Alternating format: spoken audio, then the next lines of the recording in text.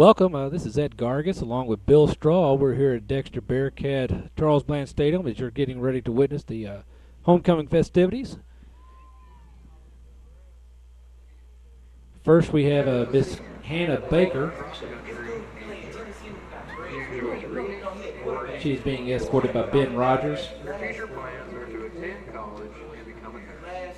Hannah was selected as a candidate by the cross country team. Hannah is being escorted by Ben Rogers. Ben is a 16-year-old junior and the son of Jay and Keisha Rogers. He is a member of the football team, wrestling, student council, and the Fellowship of Christian Athletes. Miss Emily Darnell is the next candidate. Now we have Miss Emily Darnell. She's the 18-year-old daughter of Sheila Best and Tom Darnell. She is being escorted by Nick Summers. Where she is the varsity cheerleader for both the football and basketball squads. She is also involved with Future Seniors of America, NCCLA, Future Farmers of America, and Fellowship of Christian Athletes.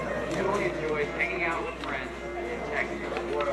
After high school, Emily plans to go to Southwest Missouri State University and major in elementary education. Cheerleader nomination. Emily's escort is Miss Nick Summers. He's a 16-year-old sophomore and is the son of Debbie Summers. He's a member of the football team, basketball team, and Fellowship of Christian Athletes. Our next candidate is Miss Lindsay Hyman. Now we have Miss Lindsay Heinman. She is being escorted by Zach Lacey. Lindsay is the daughter of Scott and Paula Hyman. She is a member of the varsity volleyball team and track. She's also a member of the Fellowship of Christian Athletes. Lindsay loves playing sports and hanging out with her friends. She plays regularly in high school and go on to college. Lindsay was nominated by the volleyball team. Her escort is Zach Lacey. He is a 16-year-old sophomore who is the son of Russ and Hickman. Zach is a member of the football team, wrestling, and the Fellowship of Christian Athletes. Catherine Kitchen is the next candidate. Now we have Miss Catherine Kitchen. She'll be escorted by Taylor Gerald. Catherine is a member of the tennis team, dance team, and track. She is also involved in student council and Fellowship of Christian Athletes. She enjoys spending time with her best friends, Casey Duke, Katie Carroll, Sam Long, Carol Gessling, Amelia Chipman, and of course playing tennis with her friends Matt Owens, Brock Burge, and Dylan Mann on a regular basis. Catherine's future plans are to attend Ole Miss and major in pre-med. The tennis team nominated Catherine. Her escort is Taylor Gerald. He's a 17-year-old junior and the son of Jeff and Nancy Gerald. Taylor is a member of the football team as well as basketball, band, choir, and the Fellowship of Christian Athletes. Next candidate is Miss Diana Lamper. Now we have Miss Diana Lamper, who will be escorted by Ryan Jordan. Steve and Cecilia. Diana is a 17-year-old senior at the age. She is a member of the tennis team. She is also active in choir, show choir, the Fellowship of Christian Athletes, Rotary Interact, Student Council, and the Dexter Honor Society. Diana enjoys playing the violin and the piano. Her future plans are to attend Southern Methodist University in order to pursue a career in music. Diana was nominated by the tennis team. Diana is being escorted by Ryan Joyner. Ryan is a freshman and is the 15-year-old son of Stan and Anita Joyner.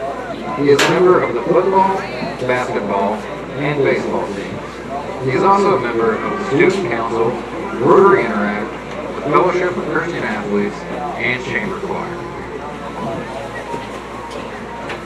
Miss Mackenzie Mitchell is the next candidate. Next candidate is Miss Mackenzie Mitchell.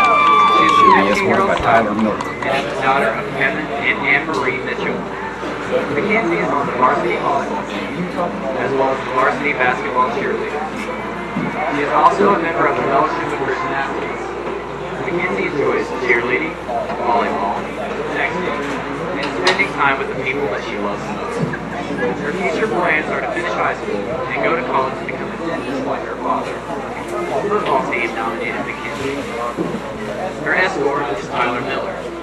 He's a 15-year-old sophomore and the son of Travis and Tracy Miller. Tyler's on the football, basketball, and tennis team. He is also a member of the Fellowship of Christian Athletes. Our next candidate for homecoming queen is Miss Brittany Walder. Now we have Miss Brittany Walder, who will be escorted by Gary She Summers. is the daughter of Bob and Ken Walder. Brittany is a 17-year-old senior and is a member of the Fellowship of Christian Athletes, Future Teachers of America, Cross Country, Track, and Dexter Honor Society. She enjoys riding horses and hanging out with friends.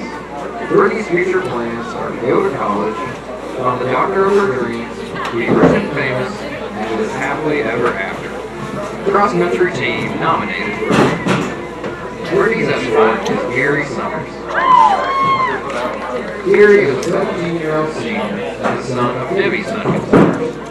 He is a member of the football and basketball team. He is also a member of the Fellowship of Christian Athletes. Our next candidate is Lauren Ford. Now we have Miss Lauren Moore being escorted by Morgan She Hedrick. is 15 years old and is the daughter of David and Joy Ford. Lauren plays on the varsity volleyball team and varsity basketball team. She is also a member of the Fellowship of Christian Athletes and is in the top 10% of her class. She enjoys playing sports, hanging out with friends, and texting. Her future plans are to go to college and become a pharmacist. Lauren was nominated by the volleyball team. Lauren is being escorted by Morgan Hedrick. He is the 16-year-old son of Alan and Tracy Hedrick. He is a junior at DHS and is a member of the football team as well as the Fellowship of Christian Athletes and Future Teachers of America. Miss Miranda Warner is our next candidate. Next candidate is Miss Miranda Warner being escorted She by is a Hunter sophomore at DHS. Miranda is the 15-year-old daughter of Jamie Hoffman and Adam. Miranda is a varsity football cheerleader as well as a varsity basketball cheerleader. She is also involved in the Fellowship of Christian Athletes. Miranda enjoys cheering, shopping, texting, and being with friends. Her future plans are to go to college, but she's unsure of what she wants to study. Miranda was nominated by the football team. Her escort is Hunter Bruce. He is a 17-year-old senior and son of Keith and Mary Ann Bruce. His activities include the Fellowship of Christian Athletes, Student Council, Dexter Honor Society, and top 10% of his class. He is a member of Chamber Choir and he plays varsity football. Our final candidate is Miss Jamie Wilson being escorted by Dalton Putnam. is the daughter of Michael and Angela. Jamie is an 18-year-old senior and is a member of Dexter Honor Society and show choir, the Fellowship of Christian Athletes, and the Career and Community Leaders of America, and Future Teachers of America. She is also a varsity football cheerleader, as well as a member of the King and Kathy dance team. Jamie enjoys shopping, hunting, and spending time with friends. Jamie plans to attend college and major in physical therapy. Jamie was nominated by the football cheerleader. Jamie's escort is Dalton Putnam. Dalton is a 16-year-old sophomore and the son of Eddie and Shannon Putnam. He plays football and baseball. Dalton is also a member of the Fellowship of Christian Athletes as well as show choir. Our retiring queen The retiring queen is Miss Tiffany Jones being escorted by Ryan Wyndham. She's the 18-year-old daughter of John and Rhonda Jones. Tiffany is currently attending Old Miss and is studying elementary education. Tiffany would like to be a kindergarten teacher. Tiffany is being escorted by Ryan Wyndham.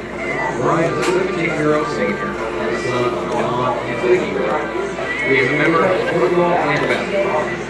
He is also active in Future Business Leaders of America, Fellowship of Christian Athletes, and National Honor Society. Now the moment we've all been waiting for. The 2009 Fall Homecoming Court is second alternate Jamie Wilbur.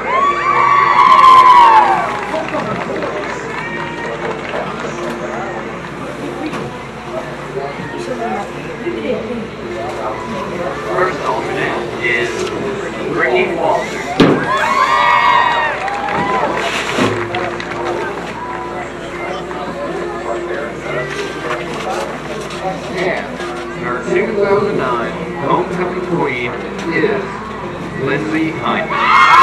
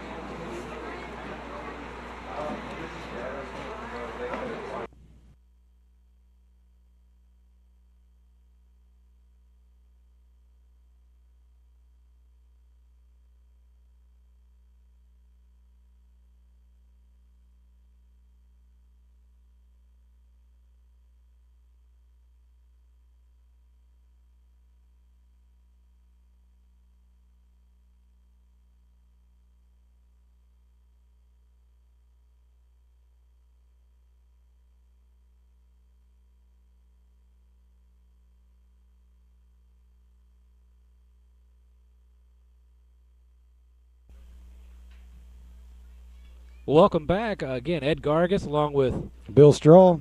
Your YAC sports team. Tonight's homecoming night at Dexter Bearcat Stadium here at Charles Bland Stadium. Congratulations, Miss Lindsay Hyman. I'm sure her parents are very proud, as well as her classmates. But let's start talking a little bit about football. Caruthersville Tiger come into Dexter this evening, not ranked, but with a record of 4-1. Don't know a whole lot about them, Bill. Did you catch much in the pregame? Well, what they're going to come out with is something Dexter's already seen, but they were going to come out with that pro spread style offense. Coach Pixley is, I think, possibly about 3 times he's seen that this year, so he won't be surprised at that. I think they adjusted well to that. Seeing that right off the start, I believe with St. Genevieve came out with a little bit of that, and then they seen it again. A couple more games with that, but. I'm sure, and then on the flip side of that, Coach Pixley, he comes out and he really mixes up that offense with himself. So, I'm thinking, we're going to see a pretty exciting game. Watching the warm-ups, Dexter Bearcats look pretty excited about being here tonight and ready to get a little muddy. Well, as most people know that are watching us, the last 2 days it's rained quite a bit here in Dexter. The field does look in okay shape. We're not going to try to hide it. They're going to see it in great color here in just a second that it's not looking great, but the rain is holding off. Hopefully it's past us. It's going to be very wet and sloppy out there, but hopefully the players aren't going to have to contend with the moisture so far as like coming down into their eyes and that sort of thing and on the pass plays. But so either way, we'll have exciting game. It's football weather, obviously. Oh, yes. It's cooled off here. It's going to be great here in the broadcast booth, so we're really looking forward to some exciting football tonight. Oh, yeah.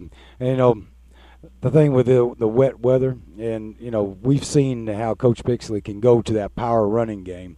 And, I don't think this even the field, it does look great from up here. But with that power football game, I think you might expect seeing some really pounding going on up front and some major yards again out of Dexter against Caruthersville.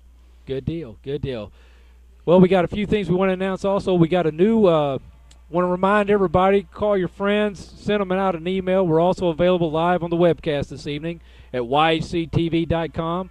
But when you get a chance, also shoot us an email at sports@yhctv.com. We'll see that here in the broadcast booth. We'll say hello to our friends across the country that catch a little Dexter Bearcat football. It's been a great hit so far for the season. We've had people from Mexico, Puerto Rico, Indiana, Illinois, Colorado, Kansas, northern Missouri. So a lot of great Dexter Bearcat fans. Dalton, Georgia, also. So a lot of great Dexter Bearcat fans out there. So again, sports at YHCTV and .com, and that'll get us to a little bit tell you how we're doing on the air here tonight. Sorry for that pause there, but all right, we're going to have to take a quick break as we're getting the call from the producer there. So we'll be right back here to show you our starting lineups.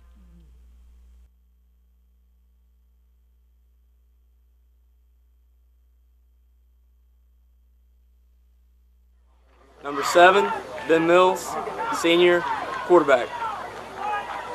Number 10, Gary Summers, senior, wide receiver, defensive back. Number 32, Wesley McCullough, senior, running back and linebacker. Number 41, Ward Hedger, junior, tight end, defensive end. Number 45, Sean Slaving, senior, running back, linebacker. Number 55, Brandon Moore, sophomore, offensive guard. Number 59, Taylor Jarrell, junior, offensive guard, defensive end. Number 60, Ethan Morgan, senior, center. Number 70, Jacob Bollinger, junior, offensive tackle.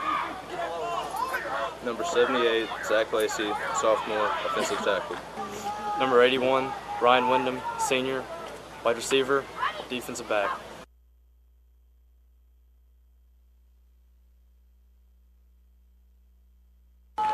Number 11, Hunter Bruce, senior, linebacker. Number 45, Sean Slaving, senior, running back, linebacker. Number 24, Jake Cox, junior, defensive back. Number 32, Wesley McCullough, senior, running back and linebacker. Number 35, Aaron Mace, junior, fullback and linebacker. Number 64, Dylan Sandlin, junior, defensive tackle.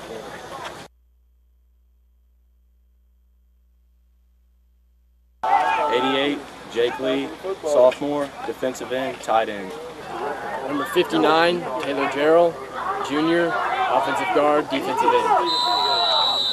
Number 44, Austin Featherston, junior, receiver and linebacker. All right, Bill, there was the starting lineups, both offense and defense for the Dexter Bearcats. I believe you had a chance to get the starting lineups for the Caruthersville Tigers. You want to go ahead and share that with us? Oh, sure. Starting at quarterback is David Shaw, junior, number 4. Wide out receiver, Peter Lloyd. He's also a junior, number 14. You got Lennon Smith, number 17, wide out. You got Antonio Hopkins, the running back, number 23, also a junior. Wide out or receiver also is Bolan Fonda. You got left guard, number 53, James Hollywood. Left tackle is Seth Littrell. At center is Jeffrey Massengale, number 77. And then you have 75, Kinnick Bradley at right tackle. And at right guard is number 55, Kinnick Hudson. Also, well, he is one of the just few seniors they have. But that finishes out the starting on the offense, Ed. Good deal, good deal. Well, we have about eight and a half minutes before kickoff, according to the game clock there. Looks like the Caruthersville Tigers are on the field now on the far sideline there. We're still waiting for the Bearcats to come back out. Again, with the homecoming festivities there being the pregame and several players involved with that activity, I'm sure Coach Pixley has a few final words he wanted to make sure they were in on. We see the door opening now, and so we'll be just a minute. We'll be able to see those Bearcats come running out on our field here. So you see the cheerleaders there now rolling out the banner. And so going to be a great night for football. It has cooled off just a little bit, but again, I think we said the rain hopefully has moved through the area, is moving on to the east of us, and we won't see any more moisture this evening. Yeah, the temperature-wise, perfect football weather, Ed. You can't ask for any better now that the rain is gone. Sure, we got a wet field, but this is football. I think there's some players that look forward to getting a little muddy and enjoy the challenge. And I'm sure that's probably what Coach Pixley talked to them about is, focus, you stay focused, get your job done, and complete it tonight. Let's get 4 quarters done, finish out everything you're doing, and look for the win off of that. Absolutely. And, these Dexter Bearcats, as everybody, I believe, is aware, but last week didn't get to play. There was a flu epidemic outbreak over there at Charleston. And so Charleston called the game. My understanding is it's just a canceled game. It's not a forfeit. Okay, I'm being corrected here from the producer. Here come those Dexter Bearcats. Outstanding. Great. But, yes, we are learning now that Bearcats did get the win last week via forfeit, but they did not get to play due to the flu epidemic and the outbreak there at Charleston. So it's been a couple of weeks, so Dexter ought to be a little healed up. If they had any minor nagging injuries and pains, hopefully a week off. And they should probably be a little hungry. They're probably tired of hitting themselves, each other. And, just like when you're in 2-a-days during summer, you just get a little tired of doing that. You're ready to go after somebody. Absolutely. I was going to say the exact same thing. It's one thing to hit your buddy every day in practice, but it's another to go out and hit an opponent. Yeah, I think you're going to be seeing a very refreshed Dexter Bearcat team out here. They're looking for that win. And expect, I'm looking, again, like I mentioned earlier, I tell you, I think we're going to see that power-type football game. You got Joshua Stifford there, very powerful running back. Yeah. Sifford, yep. And pardon me on that. And, we've seen him throughout the season breaking some great, plays there out and racking up the yardage. Okay, as we get ready to see the captains come out on the field and everything, and the referees had their final say, we're going to cut real quick to a sponsor. We'll be right back. You're watching live Dexter Bearcat football on YHC TV.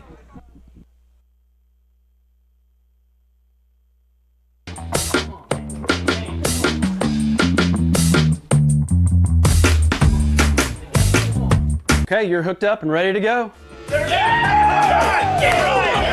New Wave knows you're excited about sports, so now's a great time to get connected with the Triple Play Package. Crystal clear TV, high-speed internet, and telephone for only $99.99 a month for 12 months. With New Wave Communications, you've got game. Okay, we're back, and looks like captains this evening for the Dexter Bearcats are going to be number 32, Wes McCullough, as well as number 10, Gary Summers, number 81, Ryan Wyndham, and number 7, quarterback Ben Mills. And coming across the way there for the Caruthersville Tigers, we have number 54, Seth Littrell. Number 28 is Dustin Starks. Number 77, Jeffrey Massengale. And number 26 is Volan Fonde.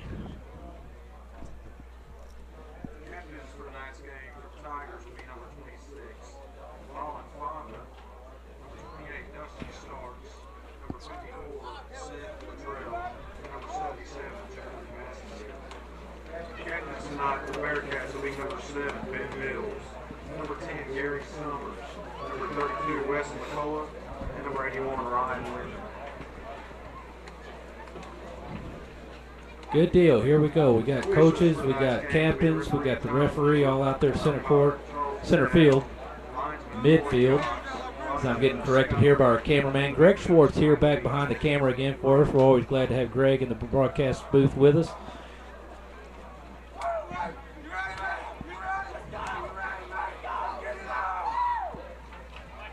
All right. Here's the flip.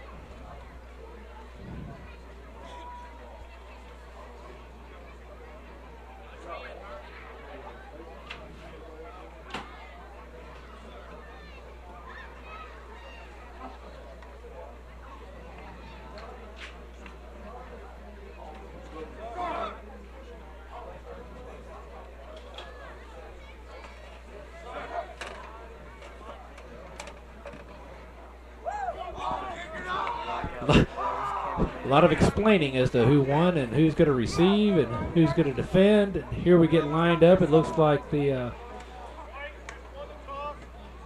Caruthersville Tiger has won the toss. They are going to receive. They will be defending the northern end of the field.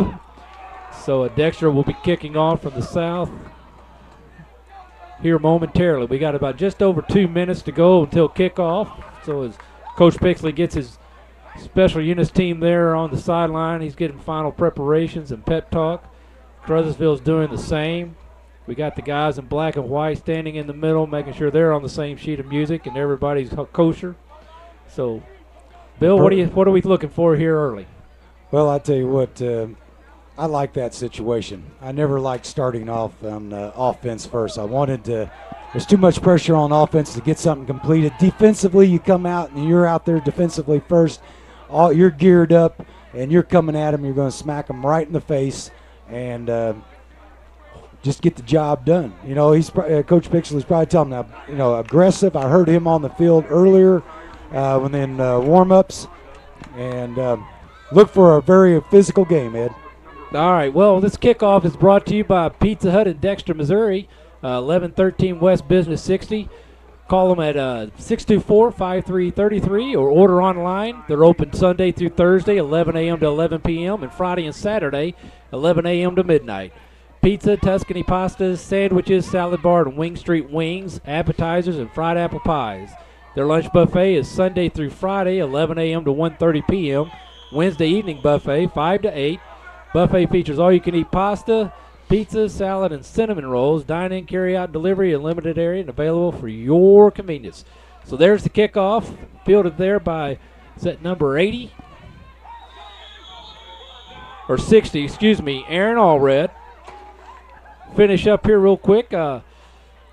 Pizza Hut also has available for your convenience pick up through their drive-through window. They'll be featuring the live broadcast as well as the replay of all Dexter Bearcat footballs and their TVs in the restaurant. Again, America's favorite pizza is Pizza Hut.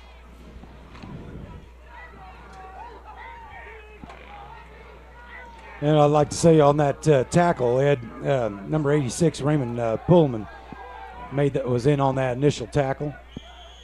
Okay, so we got David Shaw getting his squad lined up there. Show that spread that you talked about. A little overthrown. Pass intended there for number 89, Jamar Oliver. Kind of just a little quick dump. Yeah, he just did a little 6-yard little post, turn face up. He was wide open, but the pass was a little high. Might have been because the ball a little wet, but. Dexter Bearcats were coming up on him. I don't think he would have made it very far if he would have caught that. But they did a good job of recognizing the zone and settling up just underneath it. So here we go, 2nd and 10. Shaw at quarterback. Ooh, number 26 on the carry there. That's Bolin Fonde. And again, we're showing a little bit of that slickness that we talked about on the field. As he tried to plant and cut up field, his feet just went right underneath it. That is one of the problems. You know, there's no doubt Caruthersville's got a lot of speed. I've seen that earlier this season. And unfortunately, with a lot of speed, you got a lot of sharp cuts with a wet field. Those things are going to happen tonight. So that's where I'm thinking Dexter's going to be more at the advantage with their power game. Okay, Shaw's got the spread going again. Single back, number 21 there is, or 23, excuse me. Whoop. Got a flag on the play. False start on the Tigers. That'll make a 3rd and 17 from about their own 32-yard line. Well, so far, Ed, from what I can see, Dexter's defense has come out. They're ready for the challenge, and they've so far met it. They're playing very aggressive, and expect that all night. That's one thing Coach Pixley's always stressed to them throughout the season when he's talked to us is 4 quarters of this, guys. Absolutely. Okay, so Tigers back up on the line.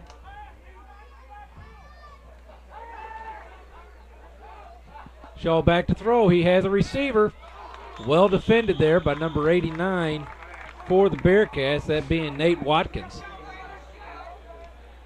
I don't know, Ed, but last night when I was watching that Nebraska-Missouri game, I noticed Nebraska's defense doing a little bit of what I just saw Dexter's defensive line do. Doing a little stem spin. Aaron Mace may have been watching that same football game we were watching. Okay, the punt by number 54, Seth Luttrell. Gets the Tiger roll. Got to be down about the 19-yard line for the Dexter Bearcats. That was a pretty good punt there.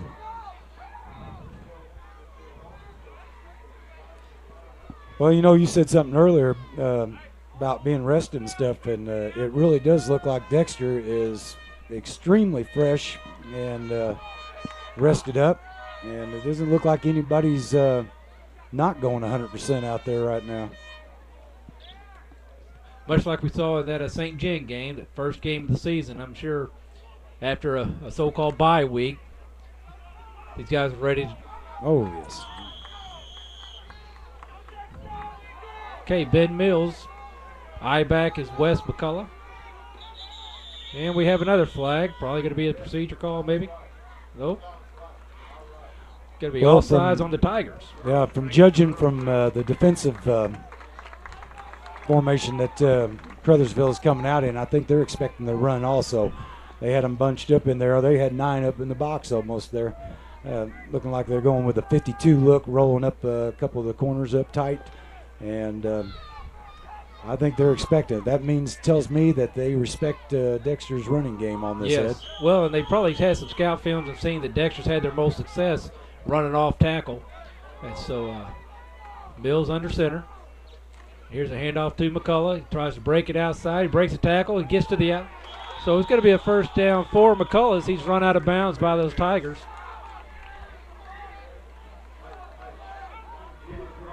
So nice run there by McCullough. Broke a couple tackles.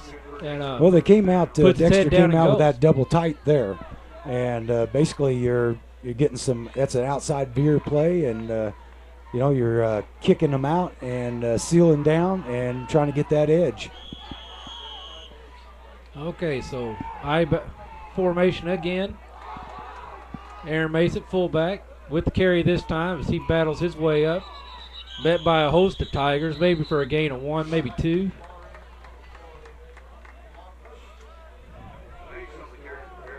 Looks like maybe a gain of 3. Yeah, they spotted. He had pretty good forward motion on that, and got up there before they started pushing him back. Ryan Wyndham brings in the play.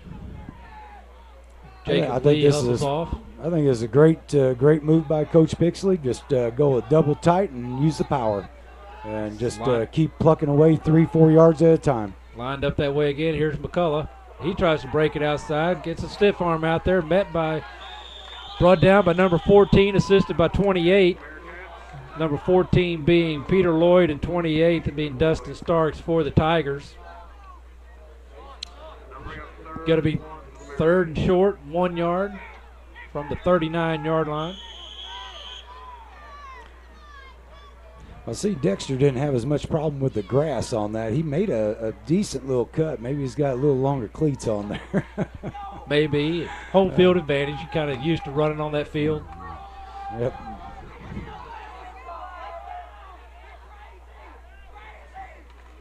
McCullough with the handoff right up the middle for first down. So going to be a gain of about 4. First down. So great power play off of right, basically off right guard. He found his lane like he's done all year long. He's got a great set of eyes. Always find after he's hitting that line of scrimmage, find that cut back lane or even just right in front of him. His line's doing a great job right now. Staying in the I formation. Mace at fullback, McCullough on the I. Mills looking to pass. Caught. Number 45, Sean Slavings. Now, Sean had a pretty good game the last time we were here, 2 weeks ago. So good to see him getting involved in the offense here early. Yeah, that was a great little catch out there. He tried to, turn back up inside, and Caruthersville closed in on him a little quicker than he probably thought, but he was probably just about a hand tackle away from getting about another 10-yard gain off of that. Yes, sir. So bring up 2nd and 7. I formation. Summers out near side here, and Ryan Wyndham up top. There's McCullough with the handoff up the mouth. Round to the right for another first down. Gain of about 10. So good run there by McCullough. And I'll tell you, the Dexter offensive line is just getting the job done here early in the game. Yeah, that was a great little counter back call that Coach Pixley sent in. Wide open. A little delay on that counter, and that worked out perfect.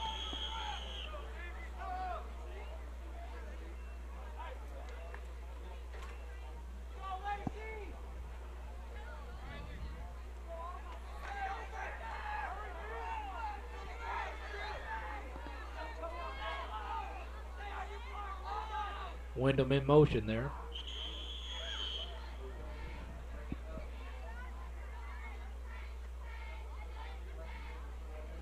Yeah, I think they're going to say 12 guys on the break.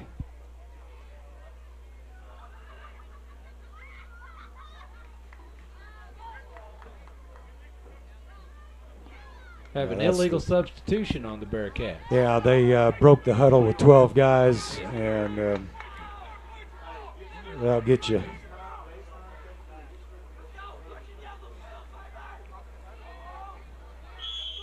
The thing is, this is high school football, Ed, and I've seen it done in the pros too. So yes. You can't be too harsh on the kids.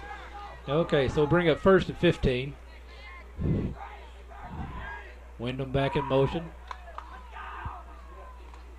Hand off to McCullough again on off that right tackle for a gain of about 4.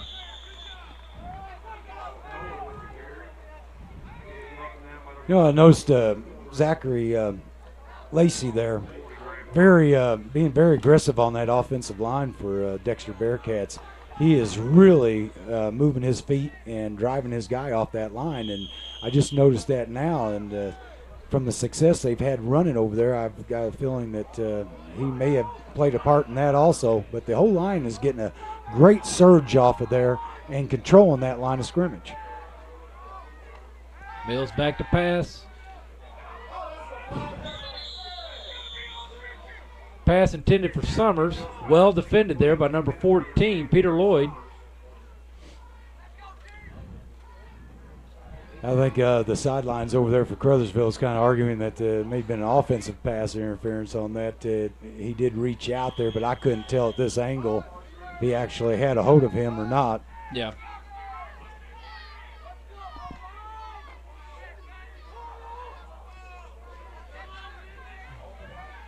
Okay, so 3rd and 12.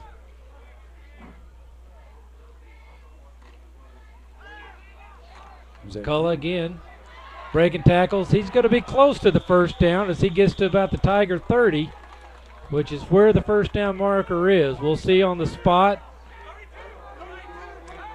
Well, that inside. They call first down. Yeah, that inside counter play. Coach Pixley's ran this about 3 times. That's certain. Or that exact inside counter back, and gets the that defense right side going to the west side there, and McCullough takes it back up to the top. Well, you want to say the right side of the offensive line is getting the job done, but the left side also, because you get any penetration off that left side, it won't work on that counter back to that right. So they're doing all of them doing a great job. McCullough again. Good hard run by West, gain of about 4.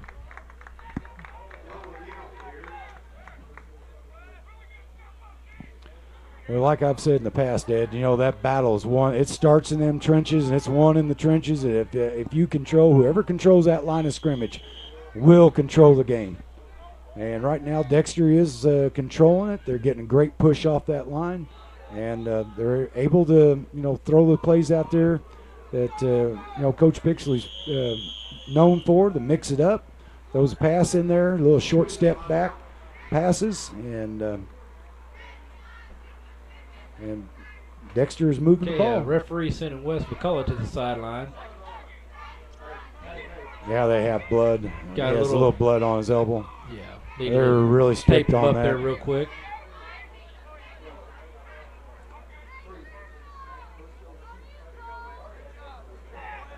Dr. Gibbon there on the sideline, tending to it quickly. Okay. Referee calling for a change him out, swap him out for a play. So we got Sean Slavings coming in.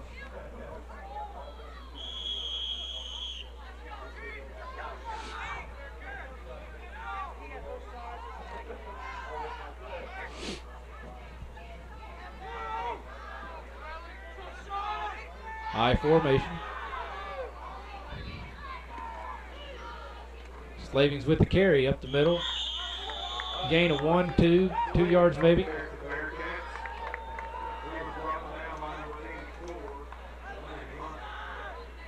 Bring up 3rd and short. Well, you know, Caruthersville, they got to be looking for an answer up there. It's going to have to. They're just going to have to pinch down in those gaps, and linebackers are going to have to fill it. You know, to even you know, get a stop here or slow them down here. Dexter staying in that I formation.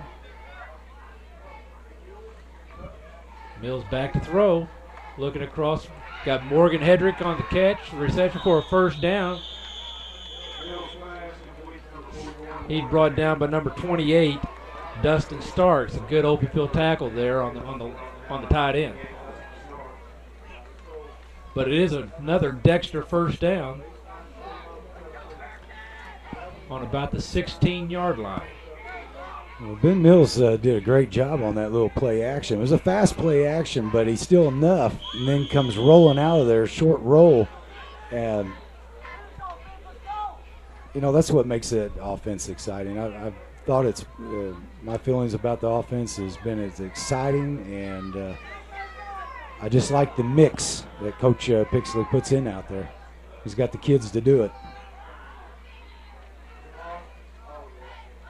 Rolling to his left. Another reception by to Hedrick. Brought down. Good open field tackle there by number 14, Peter Lloyd. But Morgan Hedrick with the reception again. Brought down at about the 5-yard line. So we're looking at a 1st and 3. Well, that was a great 1st down. Yep. So it'd be a first and goal from about the 3. Well, Ben Mills and the running back sold that really well. You know, give that quick fake handoff up the middle there, and then just quick rollout. And his receivers are ready. They're watching. They're ready to catch the ball. There's McCullough. Oh, McCullough met in the backfield by number 77. Just great penetration there by Jeffrey Massengale, and a play just never really had a chance to develop.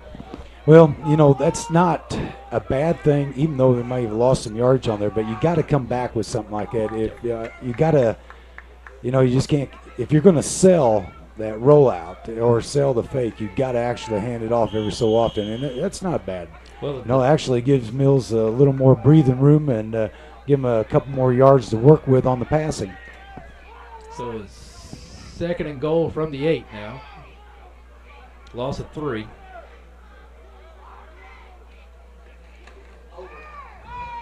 Pass to Wyndham, through the hands, well defended, but just couldn't be brought down.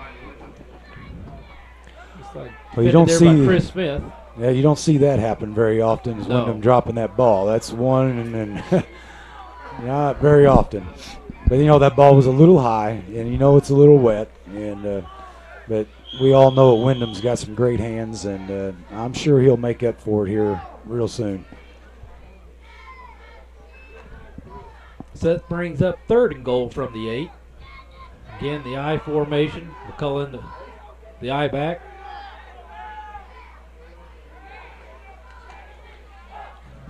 There it is. Off right tackle. Gets close. Yeah, there's that counter, back inside counter play again. And McCullough's been having some great success with that, obviously. It's gotten him in this position. Another great tackle there by number 77, Jeffrey Massengale. We haven't called his name as much as we should have, probably, but he's the one. Yeah, he's actually been the horse in there, you know, controlling a lot of that. And You know, they're just mixing it up. It's a fast-paced game, that play action, the counter's back inside. Wishbone, 4th and 3. Back to McCullough. He's met by a host of Tigers. Touchdown. So with 2 minutes and 55 seconds to go, Dexter Bearcats are on the board first. Touchdown, Wes McCullough. Well, there's nothing like eating up the time on that. I mean, you know, your best defense sometimes your offense if you can keep the offense out there. All right, so Dylan Acevedo in for the extra point. Just a great surge there by that offensive line. Yeah, that was a good hard great run push by McCullough to go ahead and push it over. Yep. Kick is up. It's good. That extra point is brought to you by Missouri Southern Healthcare, who for over 40 years has taken pride in caring for you and your family, serving the community with 7 medical clinics in Dexter and Bloomfield, specializing in internal medicine, family practice, pediatrics, and general surgery. Missouri Southern Healthcare, hometown healing. So if you like what you're seeing here on the television or on the webcast, shoot an email to sports@yctv.com and tell Tyler all about it. We'd love to hear from you. Again, we got the Dexter Bearcats on the scoreboard first, leading 7-0 with 2 minutes and 55 seconds to go in this first quarter. Now, the only now here's the drawback to having your offense so out there so long, Ed, is your defense has got to come back out and be awake. They can't. You got to stay excited on that, and stay warm, and be ready to come back out because we all know how Caruthersville is fast. They can strike fast, and they can put 7 up there real fast also. So defense is going to have to come out and be on their toes and be as excited as before. Deep for the Tigers is number 14, Peter Lloyd, and number 26, Bolin Fonde. Again, we saw them in the warm-ups. They got some speed and they got good hands, so they're itching to get that ball back and see what they can do. Here's a kick by Dylan. Squib kick up the middle, giving his players time to get there. Number 40, met by number 45. Sean Slaving's on the tackle there. So, we've talked about him a few times. He's come out and made some big hits throughout the season. Yeah, Graham Gardner on the return, scooping the ball up. Got a few yards, but then just a big hit by Slavings there to bring him down. So it's going to be 1st and 10 from about the 33, the Tiger 33, with 2 minutes and 49 seconds to go. Quarterback David Shaw again under center. Well, they're trying to spread Dexter out quite thin over there on that wide side, but they got motion to the short side. Dexter showing blitz. Get to him. Number 82, Dylan Harden in there. Shaw spun away, but did get back to the original line of scrimmage, but just great penetration there by the Dexter Bearcats. Yeah, that wasn't just by accident. You know what I'm seeing right now is I think Coach Pixley's been working with the guys and really teaching them on the keys.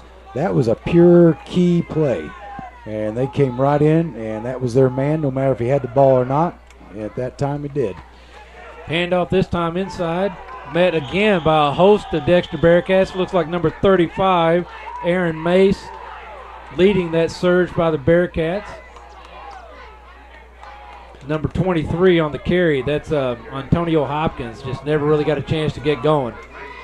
Well, you're really seeing a great flow to the ball right now.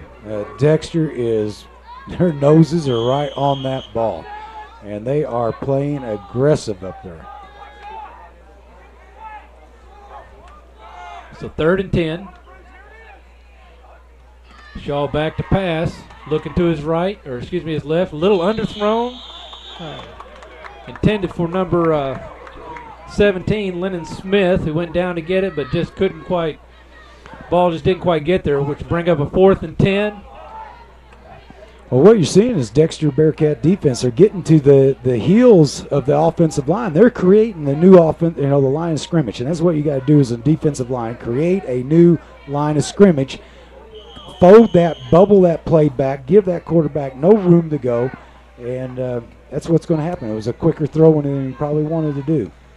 Jake Cock back to receive. End over end punt. He just lets it go as 3 Tigers there closer to the ball than he. So Bearcats will take over with 1:23 to go in the first quarter with the ball on their 30-yard line.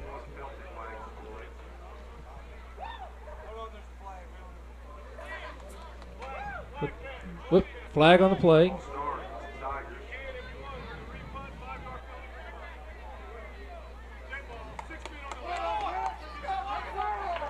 Penalty decline.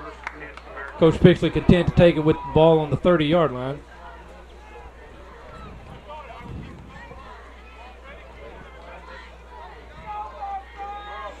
Hey, we just got our first email from the Smiths, John and Sawyer. I'd like to say congratulations to the homecoming winners. Proud of their classmates, and let's go Bearcats. So thank you very much for the email. Keep them coming. We'll try to announce them as best we can. Again, that's sports@yhctv.com. And here we go with the go ahead. Oh, I was going to say I'd like to see some more emails come in. That'd be great from all around the country here. There, that misdirection counter handoff to McCullough gets about 5 yards, kind of hog-tied there. But a good hard run again by McCullough. Of course, I don't know if he has any non-hard runs. I was going to say, I don't know if he does either, but I know one thing, you're not going to tackle him around the shoulders. No. He's too strong, and he hits that line, and he's like a locomotive train. You better go low and try to take the feet out. So Aaron Mace in, and Sean Slaving's out. Looks like they're going to come out again in the I formation. Mason fullback, McCullough at the I back. Misdirection this time back the other way. McCullough met at the line of scrimmage, brought down by a couple of Tigers. First hit by number 84, that being Lyndon Hunt. So good tackle there by the Tigers. Bringing up 3rd and 5 from the 35. Right about 20 seconds left in the quarter. Let's see if the Bearcats are content to let the quarter run out or if they want to get one more play in.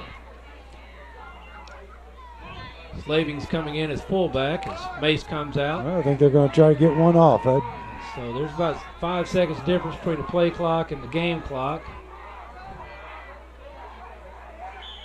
Didn't get it off. Of course, here Mills looking to the north. The game clock is to his back, so he couldn't see the differential between the game clock and the time clock. But at the end of one, it's the Dexter Bearcats 7, the Caruthersville Tigers 0. We're going to take a break here from a word from our sponsors. You're watching YHCTV.com. At Allen Christian and Dexter, customer satisfaction is our #1 concern before and after the sale. With my dad, my brothers, and our experienced sales staff, your buying experience will be made simple. We'll get you the right vehicle at the right price. Our selection of Buick, Pontiac, and GMC is second to none. Take a look at our inventory online, or even better, right here on the lot. Plus, after the sale, we will take care of all your service needs. With over 50 years of experience, you'll like the way we do business at Allen Christian and Dexter. At Bagby Investment Consultants, we provide 3 main services to our clients. Investment management. You will have access to first-class institutional investment managers from around the world. Investment advice. We have 3 investment advisors with a combined experience of over 48 years. Financial planning. Our financial planners and paraplanner can help you with your retirement, college, estate, and tax planning needs. Come learn about the difference we can make. Let us help you reach for your dreams. Okay, we're back again. Start of the second quarter. Bearcats with the lead, 7-0.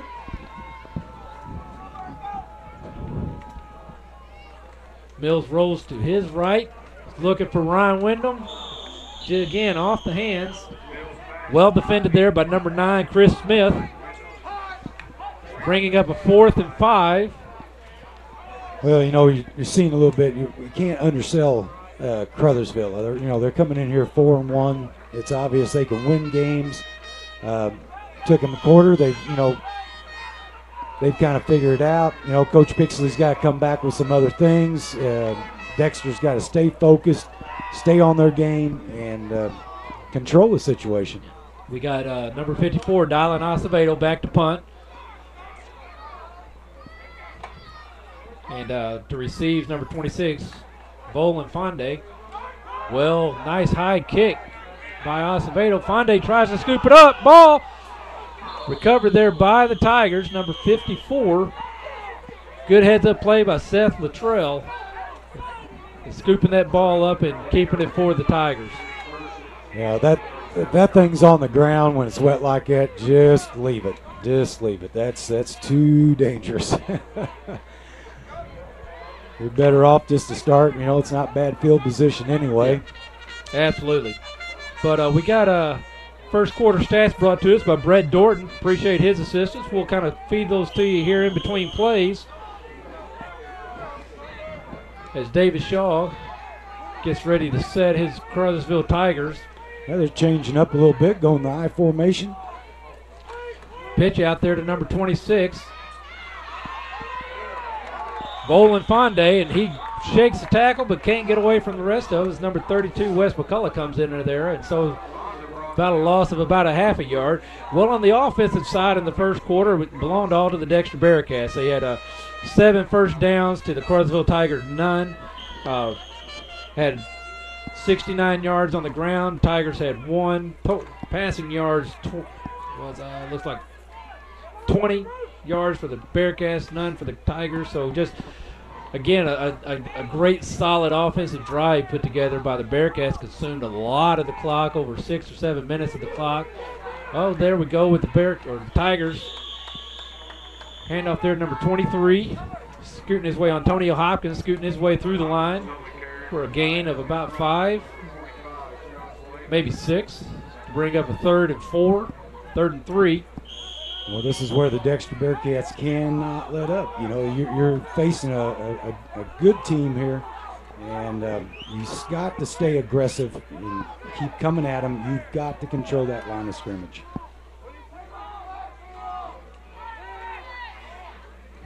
Handoff again to Antonio Hopkins, who just keeps grinding out for a first down, a gain of about 8. Well, you know, they went from the pro spread to that I formation. They're going to play a little power football, get some, probably, you know, they're wanting to get that score back, tie this up before halftime. But the thing Dexter's got to keep doing is flowing hard to the ball. They've got to flow hard to the ball. That first play off the line of scrimmage, they flowed hard. Sean Slavens did a great job turning that back in.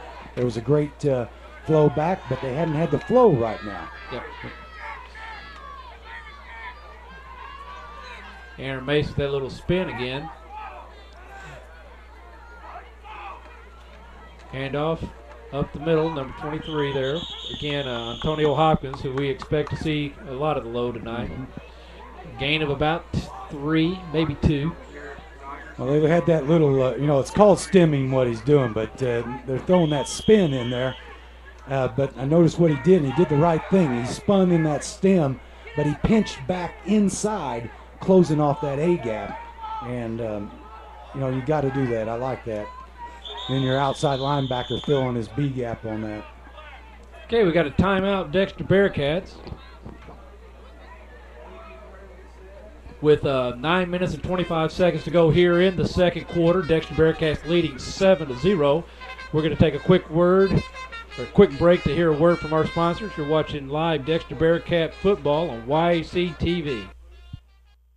Right now, Case IH is offering 0% for 60 months plus 0 down on any Farmall tractor. Or 0 payments for 6 months. Or a free loader worth up to $6,000. Or buy the loader and finance the whole package at 0%. And how do I know if Farmall is right for me? We have models ranging from 31 to 105 horsepower. They're great for tons of applications. Like? Livestock farms. Keep going. Poultry, horses, golf courses, no. Stadiums, highway mowing, no. landscaping. Yes. See your Case IH dealer, Baker Implement Company, with 9 convenient locations.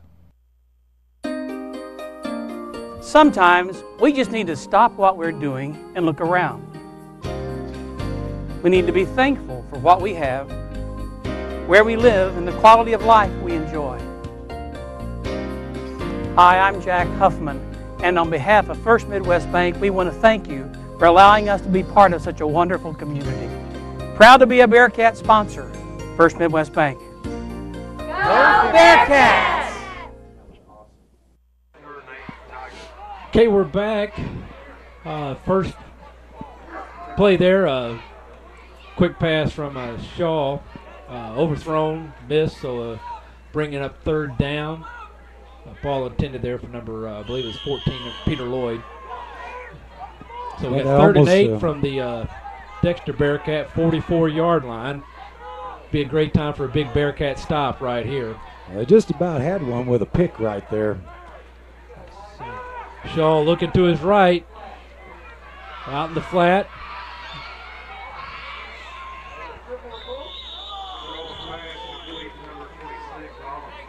So I see that was some great flow of the ball on that end. Pass complete there to 26, Bolin Fonde. Then just the swarming Bearcat defense brought him down there just short of the first down, a couple yards short of the first down, bringing up 4th and 2. You know, earlier in the season, that play hurt them a couple times. That probably cost them the game with St. Genevieve. But if you notice, Dexter's flowing so much better to the ball. They shut that down. He only got about a 3-yard gain out of that, forcing them to a 4th and 3. Handoff up the middle. Number 23, Antonio Hopkins, stopped short of the first down. So good stance there by the Bearcat defensive line. Apologize for not getting those boys' names in on that stop, but there were a few of them. Probably Aaron Mace was in on that, Wes McCullough. You know, I think that's where what Coach Pixley had talked about all season long, that they had to finish it out. And they finished that drive out on stopping it.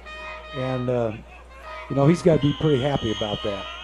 Because, you know, you get a situation like that, we've seen where they've come up with the first down and then right back at having to try to get a stop. Right there was a great example of finishing out a series right there. Staying in that I formation, handoff to McCullough up the middle, met instantly by a host of Tigers, brought down at the line of scrimmage, maybe just slightly behind it. That surge being led there by number 79. 79 is a Jay Strickland. He's freshman for those Tigers. So the young man making a big impression there on that play.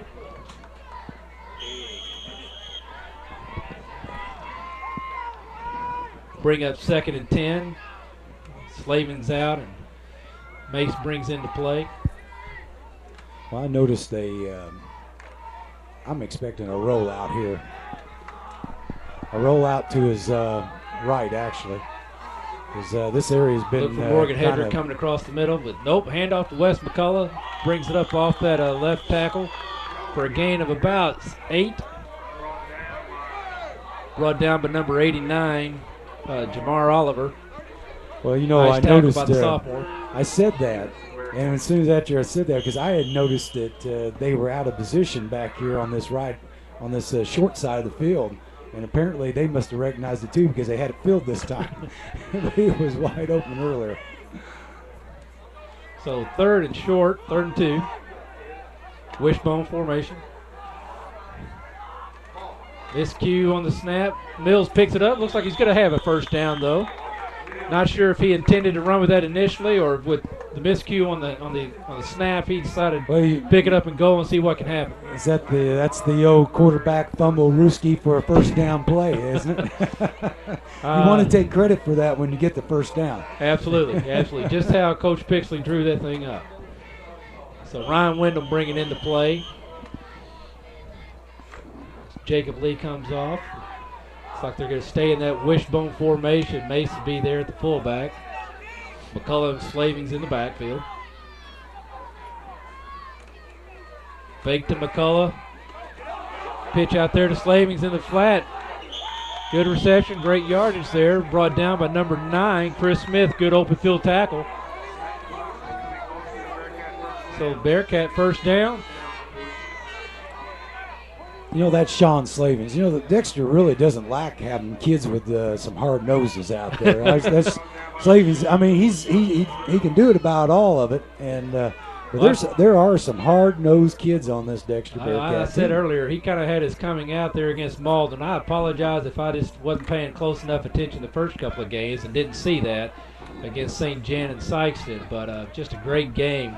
Well, you have kids develop throughout the season, you know, and that's what you want to see. Mills back to pass under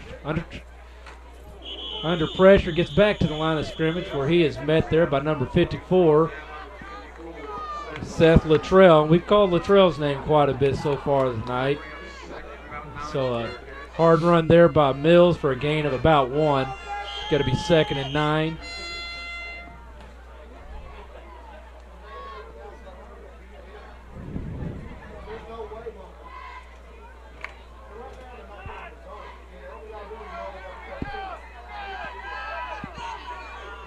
Back to that I formation that we had a lot of success with in the first quarter. Hand off to McCullough, up off that tackle again.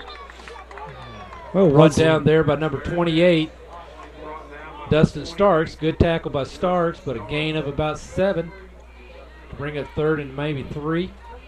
Well, once again, we're seeing where, you know, Coach Pixley is not afraid to mix it up. You know, we had the true wishbone out there, jumps right back into the I formation, but prior to that, comes out of that true wishbone, rolls out, completes the pass, first down to get him set up in this continued series here.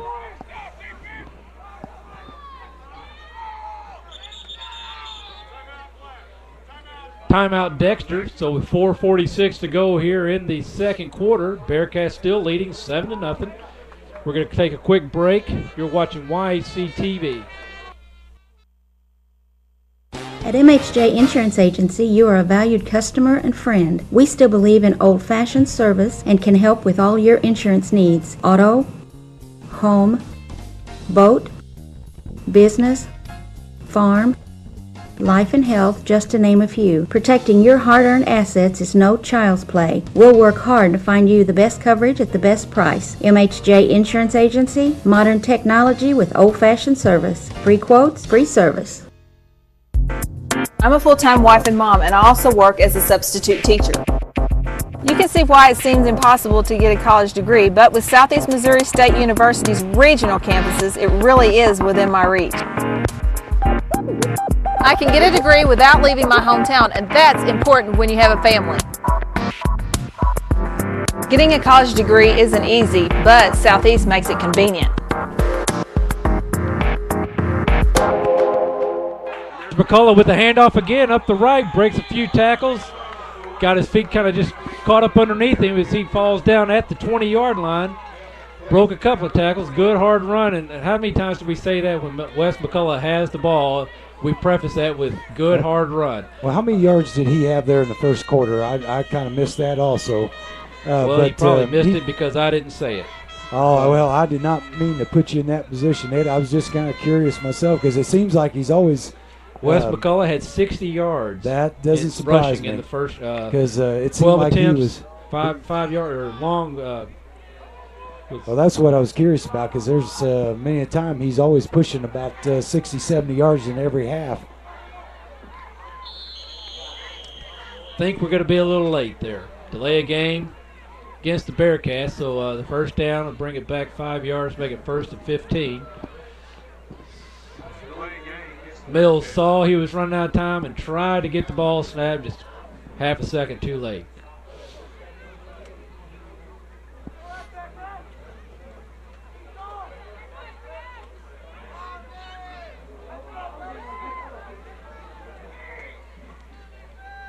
Tell you, the Bearcats have done just a great job this evening neutralizing that great offensive speed by the Tigers by keeping the ball and really.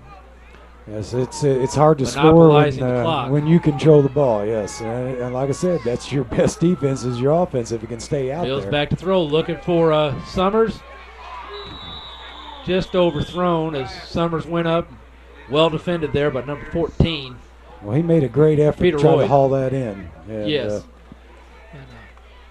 Lloyd had front position there on Summers, but the ball was high enough. Just Lloyd goes up. Obscures a bit of Summers' view there. It just couldn't quite bring it down.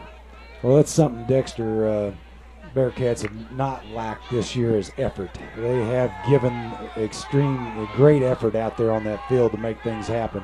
is just to, staying the focus and completing your job. Wes McCullough again up to the right side. Brought down there by number 28. Great tackle by Dustin Starks. Gain of about, it looked to be about 8, which would bring up a 3rd and 7.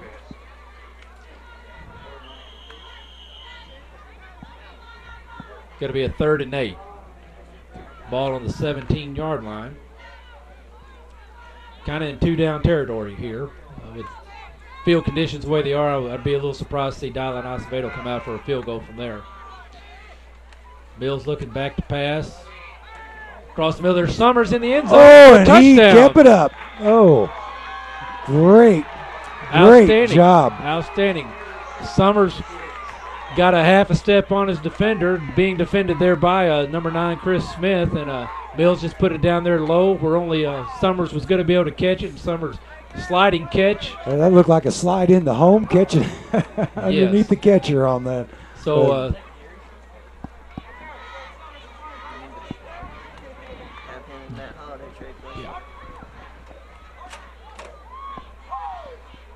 okay, Dylan Acevedo win for the extra point.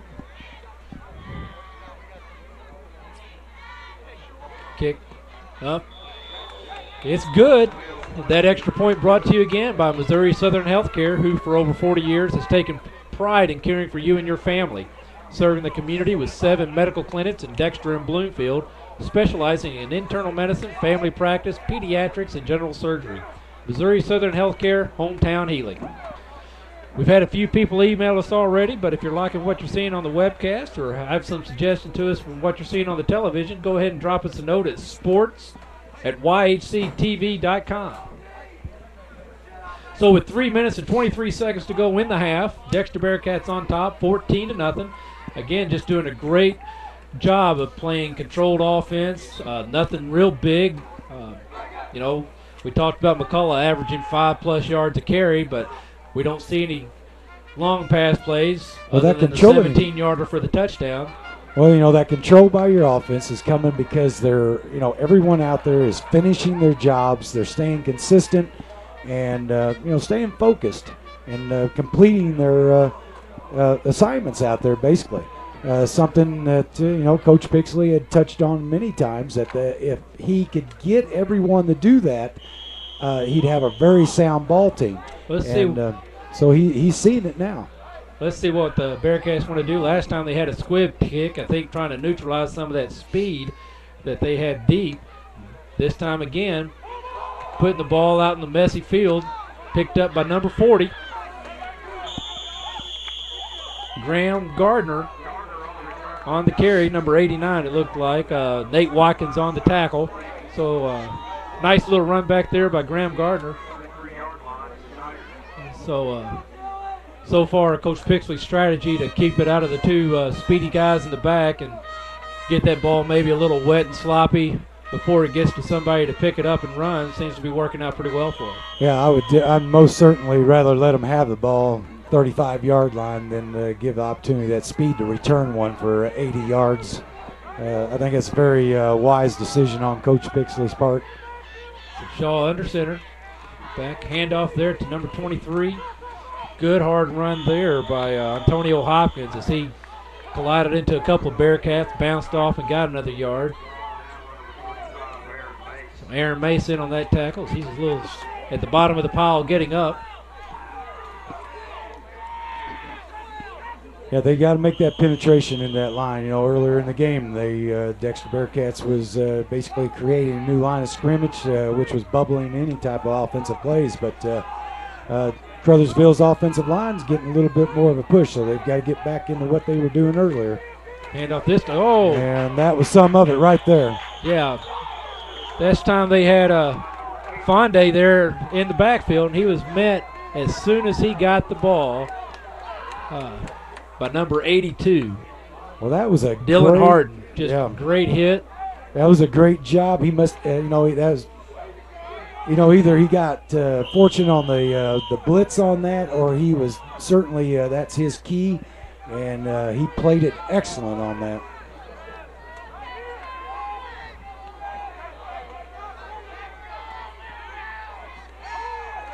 Shaw back to pass, looking to his right, hits the flat. Number 14, looking to shake some tackles. Ball out, but I think it's going to be out of bounds. So reception there by Peter Lloyd, a nice little weaving, juking there run for yards after the catch, but got to be just short of the first down. It looks like maybe a 4th and 1. So with a minute 50 to go in the half, see what the Tigers want to do here. They just about made a bad mistake on that. Your defensive back came up really good, had the inside containment, but then he stepped back across. Just about lost him, but they had good flow to the ball. So with the motion there by Fonde, Bearcats a little eager, going to be called for all sides, and that's going to grant the first down to the Tigers. So with a minute 37 to go in the half, it'll be 1st and 10 from the Tigers' 48-yard line. Yeah, Dexter needs to be careful here. They need to stay focused. You want to go in at halftime controlling this. You don't want the momentum to swing back into Caruthersville's hands. Absolutely. Before halftime. The Bearcats are going to receive coming back to open the next half. Pitch out to the flat just off the fingertips there of number 26, Bolin Fonde. So stopping the clock with a minute 27 to go. It'll be 2nd and 10 from the 47. Well, Dexter's really getting very aggressive here, sending guys. Just about had a sack there, and really forcing the ball a lot sooner than the quarterback wanted to. Yeah, I think Shaw wanted about another half second before he left that ball out there just a little out in front. And need to give Fonde a little bit of time to get there. So, fumble on the snap. Ball's loose. Ball on the ground. It looks like going to be recovered by the Tigers. Yes, it is, by number 4. Davis Shaw, the quarterback. So that keeps the clock running. A minute 13 seconds to go in the half. It's going to be 3rd and about 12. 13 from the Tiger 45-yard line.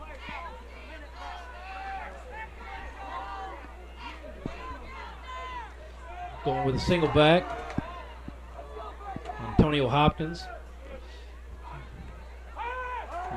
Pass looking to his right, again to the slot there, number 14.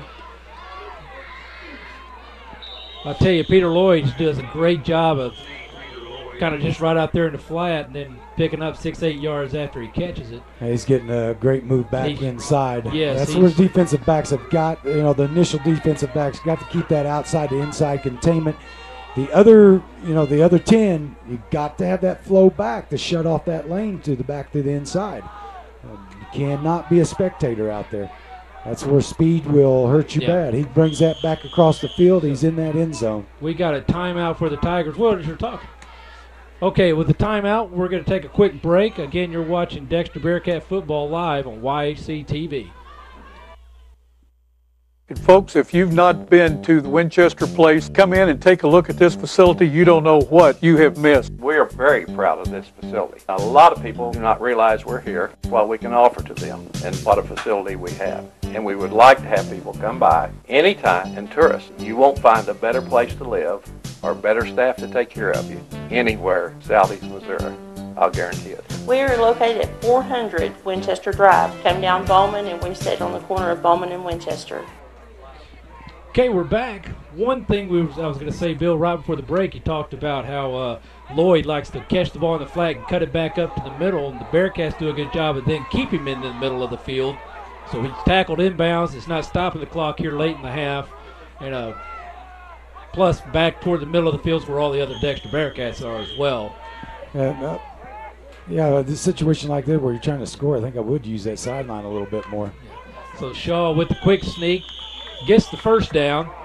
So that's going to give 38 seconds in the half as they stop the clock momentarily to move the chains. 4 fresh downs if there's time to get them in.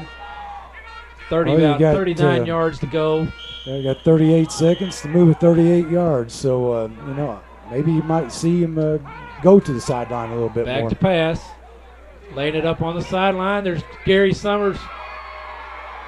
with the interception. I believe he did pick it up. Yes, didn't he did. So it's going to be Dexter Bearcat ball with 26 seconds to go. Great reception there by Gary Summers. Of course, when you got an outstanding wide receiver playing defensive back, you know he's got a good set of hands. I was going to say, there. not to take away from any of the other Dexter Bearcats, but Summers is an excellent athlete. That's why he's out there, but both sides of the ball, and a great pair of hands. So let's see. He proved it right there. Nice timing. With great timing. 26 seconds in the ball game. Let's see how Coach Pixley, if he's content to go into half 14-0, or if he thinks he might need to get a couple of yards on this first play, just to see if something might shake loose, or if we're going to have Mills, just see Mills down the ball. Well, I would expect to just see it probably here. Just up the middle, inside veer. Yeah, and he does. So, he's going to take a knee that's going to be the first half. Again, as we tick away here, it's going to be the Dexter Bearcats on top after first half, 14-0.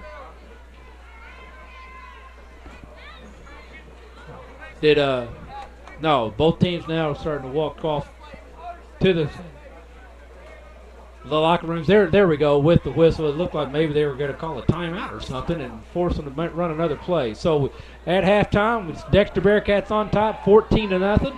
You're watching live Dexter Bearcat football on YHC TV.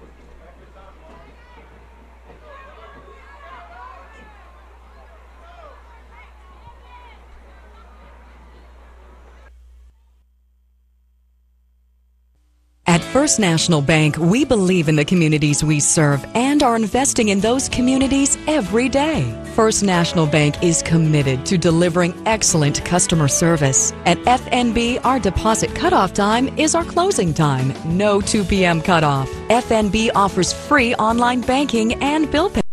And we have loans available for all your needs with lenders who make local decisions. First National Bank, a local banking experience dedicated to the communities we serve. Okay, we're back. Tonight we are not going to be treated to the Dexter Marching Bearcats as they have a competition in Caruthersville tomorrow morning. We wish them the best of luck.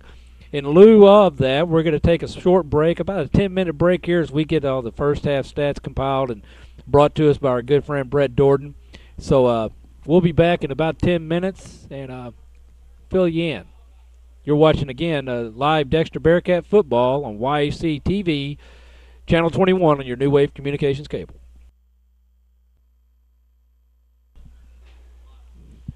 Well, we're back here at Charles Bland Stadium with Ed Gargis and myself, Bill Straw. We'll give you some first half stats here.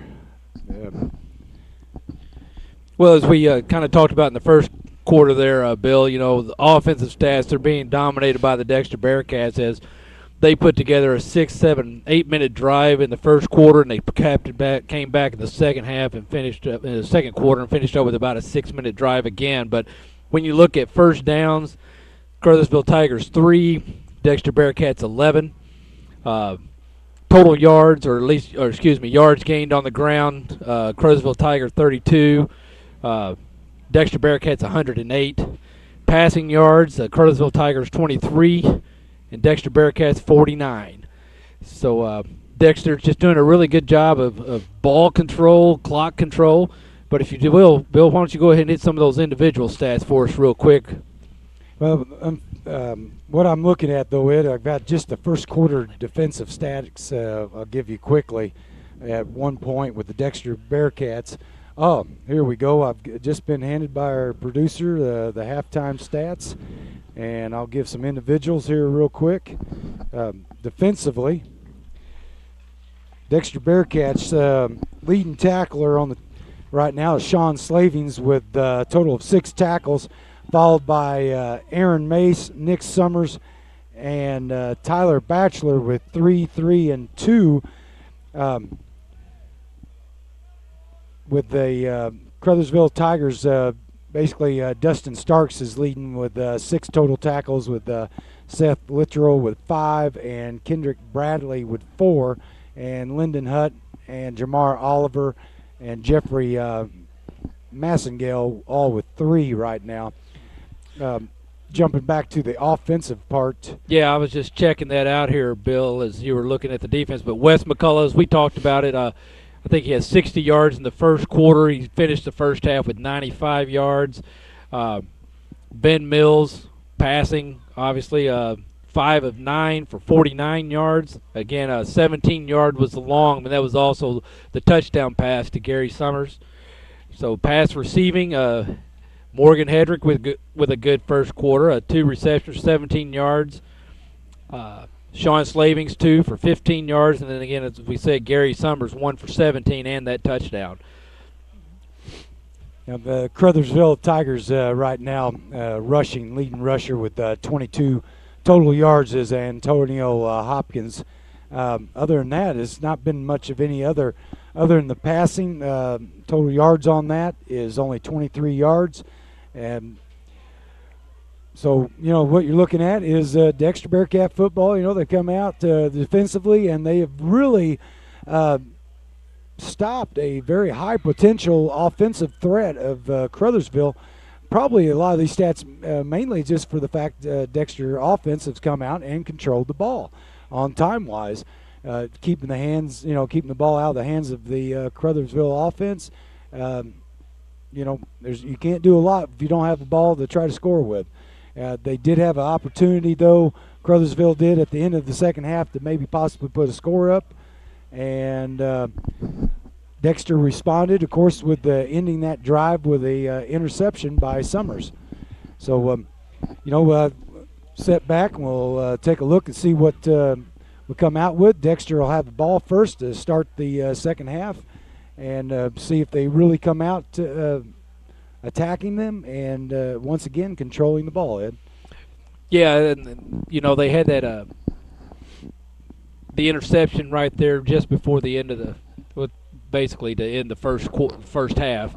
Squashing any attempts by the Tigers to punch something in and get a little bit of momentum going into halftime.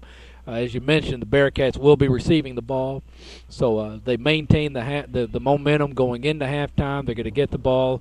It would be great for the Bearcats if they can get another long, sustained drive to set that tempo, but also with a night like this where the field's a little bit slick, a little bit sloppy, and the Tigers aren't at their best ability to utilize their speed. If the Bearcats were to score here coming out in the third quarter, that would put 3 scores up, and it's really going to put the Tigers with their back against the wall and have to start taking a few chances.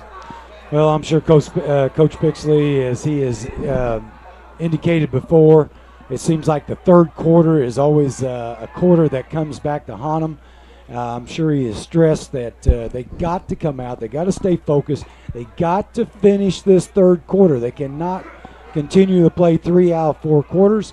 Coach Pixley, I'm certain the way he calls his plays, he will not play not to lose. He will continue to play to win this game. And he is an intelligent guy. He knows that the Caruthersville Tigers is a potential threat at any certain time. Hey, we just got us another email from Austin Mitchell saying thanks for letting him be able to watch the game in the comfort of his home. Now that it's turned into football weather, he's not sitting out in the wet and the cold. So he's really enjoying that, and he's very glad Dexter is winning, as we all are. But again, New Wave Communications and YHC TV, we're just honored, we're proud to bring this type of service to our customers here in Dexter and throughout southeast Missouri and northeast Arkansas. Again, you can't get this kind of service with the competitors on the dish, and so it's just exciting for us, Austin, to bring you the game as it is for you to be able to watch the game.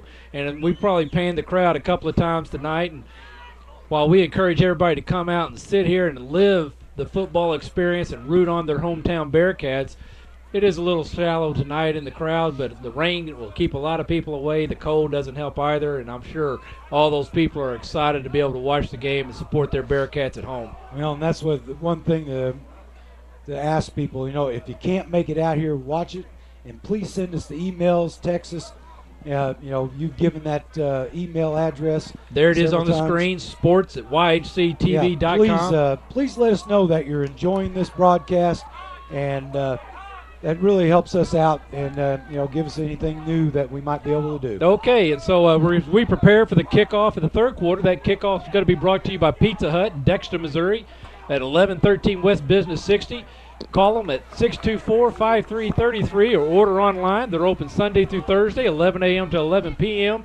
Friday and Saturdays, 11 a.m. to midnight. Pizza, Tuscany pastas, sandwiches, salad bar, and Wing Street wings, appetizers, and fried apple pies. Lunch buffet Sunday through Friday, 11 a.m. to 1:30 p.m. Wednesday evening buffet, 5 to 8 p.m. Buffet features all-you-can-eat pizza, pasta, salad, and cinnamon rolls. That's dine-in, carry-out, or delivery in a limited area is available. And for your convenience, you can pick up at the drive-thru window. They'll be featuring the live broadcast and the replays on Sunday afternoons of the Dexter Bearcat football games on their TVs in the restaurant. That's America's favorite pizza, Pizza Hut. So here we go with the kick. And Wes McCullough deep with the reception on about his 5-yard line. So he comes up the middle. He's hit. Nice hit there by number 2, Kevin Hopkins on the recovery. On the defend team. So there's the Bearcats with 11:53 to go here in the third quarter. Going to line up on about their 28-yard line. You think so, Greg, there? Greg behind the camera. He's got a keen eye for the yardage, and we're, again, as we said earlier, glad to have him behind the camera with us. Well, Caruthersville came down, did a really nice job keeping their lanes on that kickoff, and that probably kept McCullough from probably breaking that for about another 20, 30 yards, if not all the way. So McCullough again on the misdirection. Brought down kind of from behind at the line of scrimmage. Great penetration there by number 69, Jerry Hudgens. So we'll bring up a 2nd and 10 from the Bearcat 27. Slavin's getting the call from Coach Pixley.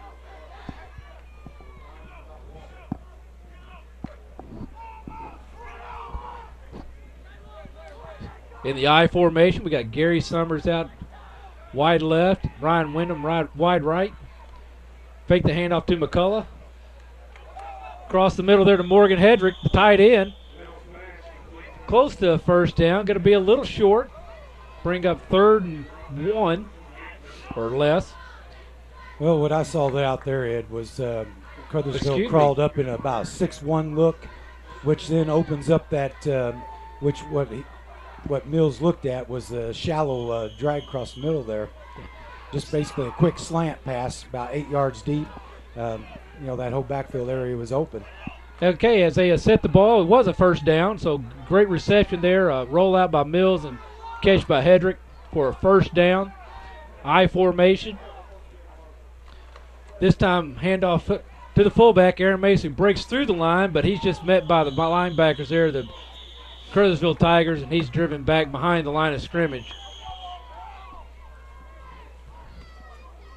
So tackle there, it looked like made by number 54, Seth Luttrell. We've called his name quite a bit, but Seth didn't do it all alone. Mace a little slow getting up and gimpy getting off may have tweaked an ankle or something there on that run. Well, notice Caruthersville's defense now is being much more aggressive and flowing harder to the ball than they did that first half. They probably got told about that. Some good adjustments there at halftime. Oh, yeah. Great work by the coaches from Caruthersville. You got to respect that. You got to respect each other, and you can't take anyone for granted what they might do. Got wideouts there to the left. I formation. Mills looks left. Pick. If it's caught, reception intercepted there by Seth Luttrell. So Mills trying to roll to his left and throw across his body.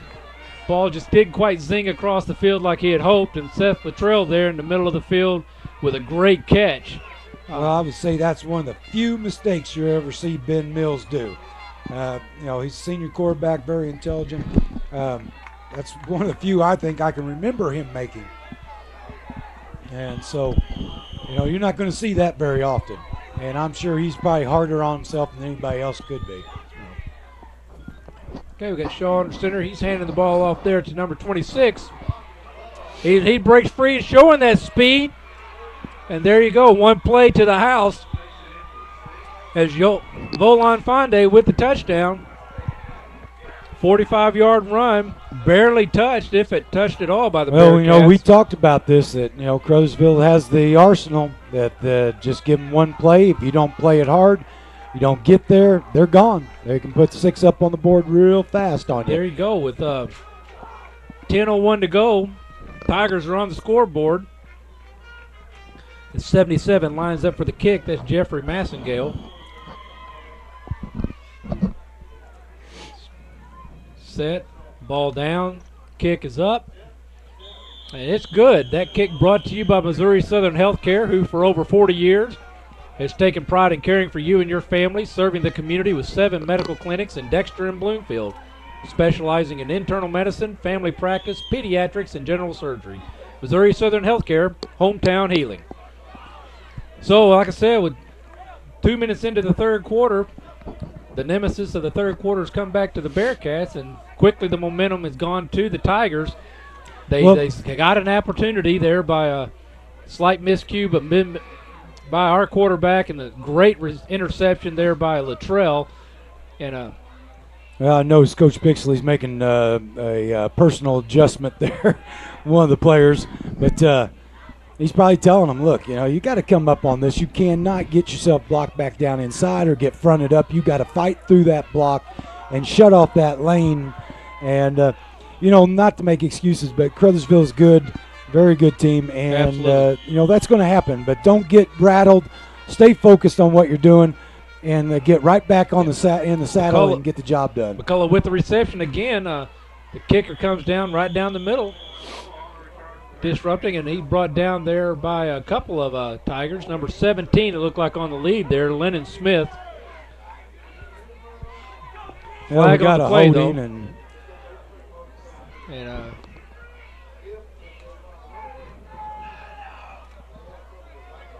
see what the call is there, Bill. I missed it. Yeah, it was a holding call on Dexter. Okay, so that's going to bring him back another 10 yards.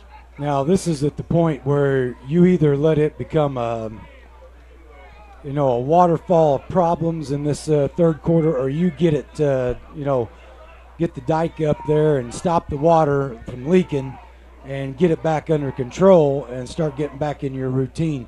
And, Coach Pixley's seen this several times throughout the season. This is what he has preached and worked with the kids over, that he's talked to us about, that this is the point where, they cannot allow this to start rolling downhill on them. So Bearcats going to come out in the wishbone formation. Mace, Slavings, and McCullough. Hand off to McCullough up off that right tackle for a gain of about 8. Brought down by number 9. That's being Chris Smith. Now that looked more like Dexter Bearcats' first half right there. McCullough, getting a nice 8-yard run there right off the line of scrimmage, and that is what they've got to get back in, controlling the ball, working that line of scrimmage. The offensive line's got to continue to control it if they want to, push this game. McCullough with the handoff again to McCullough as he's forced out of bounds about the 29-yard line. Going to be close to the first down. Probably should be a first down. Is a first down. So it'll be 1st and 10 from the Bearcat 29. Good hard run again by McCullough.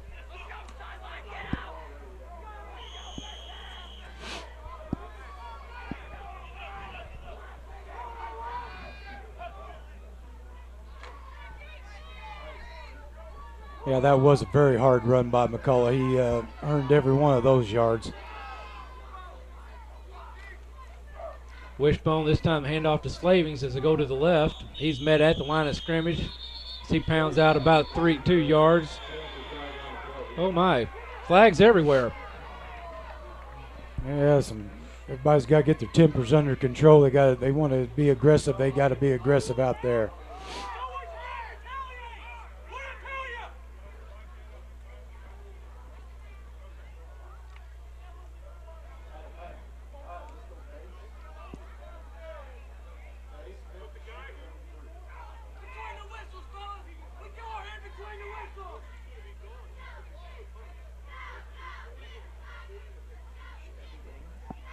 So, boy, I want to say thanks to Hickory Log and John Bankin bringing up some ribs there at halftime for everybody in the broadcast booth.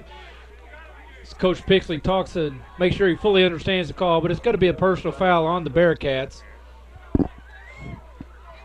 So, again, great ribs and there from the Hickory Log. Also this year we've been treated with fish from Fiddler's. Also some pizza from the Dexter Pizza Company. Just great community support for the people here in the broadcast booth. We just want to say thanks on behalf of all of us. I think that's how we get Schwartz coming back to work the camera for us. It's because we promised him a free meal at halftime. Yep, he brings that professionalism with him, and great shots, actually. So it's going to be a 1st and 20 for the Bearcats from about their 18-yard line. And the referees want to talk it over just a little bit more.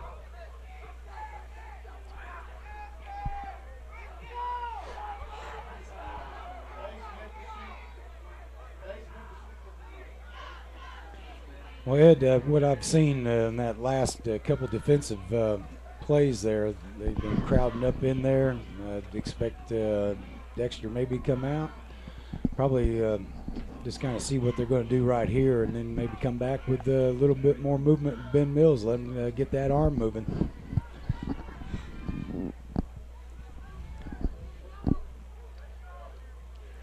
Again, there's still a little confusion. Coach Pixley and the referees making sure they get an understanding of exactly what happened on the field.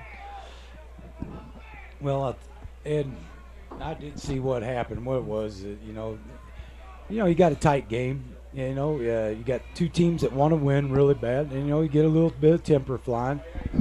So you just got to stay focused on why you're out there. You're out there to play football, not to fight. And right. You got to control that. You got to control that. And I'm sure Coach Pixley wants just to may know want to that, get an understanding as to why it wasn't an offsetting penalty. Yeah, because you could see it was two players involved. Maybe it was a little extreme on ejection, but and as referees, you want to keep the game under control. But I thought that was maybe it might have been just a little harsh. No one was hurt. Just do a couple offsetting penalties. Let the kids know, hey, we ain't gonna tolerate it. Keep it under control, guys.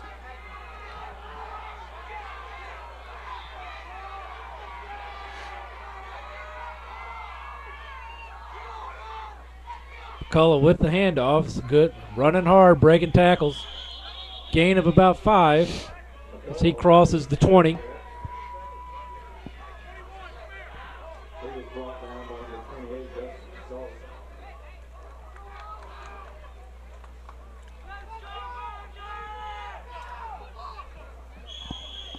So, the one thing Dexter's got to, remember, they're in control. They're in the lead of this game. They need to just settle back into their game. Yep. And stay consistent here, and just keep driving the ball. You're just looking for 3.5, 4 yards of carry. Eat up the ground. Mills back, pass, across his body, dangerous pass. Reception there by number 88, Jacob Lee, but 40 was right there, number 40 being Graham Gardner. And half a step, Graham collects that ball up and takes a few steps, and he's got another touchdown for the Tigers.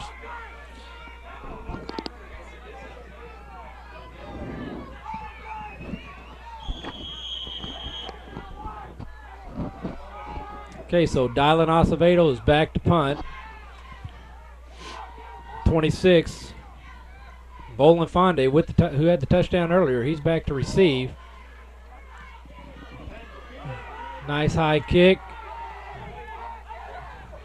Bounces, recovered by Chris Smith, number 9, but he's wrestled down out of bounds at about the 25-yard line by the punter, Dylan Acevedo. So Smith watched that ball bounce. It's a nice, clean, soft bounce. I know that was a strange. That ground's so saturated right now that it just kind of hit and dudded out, went straight up in his hands. I'm not sure he even was expecting to do that, and then he just grabbed it, took off running. I think that surprised everybody. Yep. Well, the Bearcat defender number 89 there, Nate Watkins ran past Smith. Yep. So he had the defender behind him. He says, let's grab this ball and get a couple yards. So here's handoff again up the middle to Fonde. He gets 2 or 3. So nice tackle there by number 35, Aaron Mays, for the Bearcats. Dexter's defense needs to really be looking to cause a turnover. You they see need to stop here. They're yelling at each other, pumping each other up, but yes, you said it. They need to make the stop here. You can kind of feel the tide. That would definitely take a little fire out of Caruthersville right now. Momentum's shifting a little bit to the white. Flag on the play. Yeah, I had a little illegal motion there. So that's going to back them up 5 yards. Be second and about 12.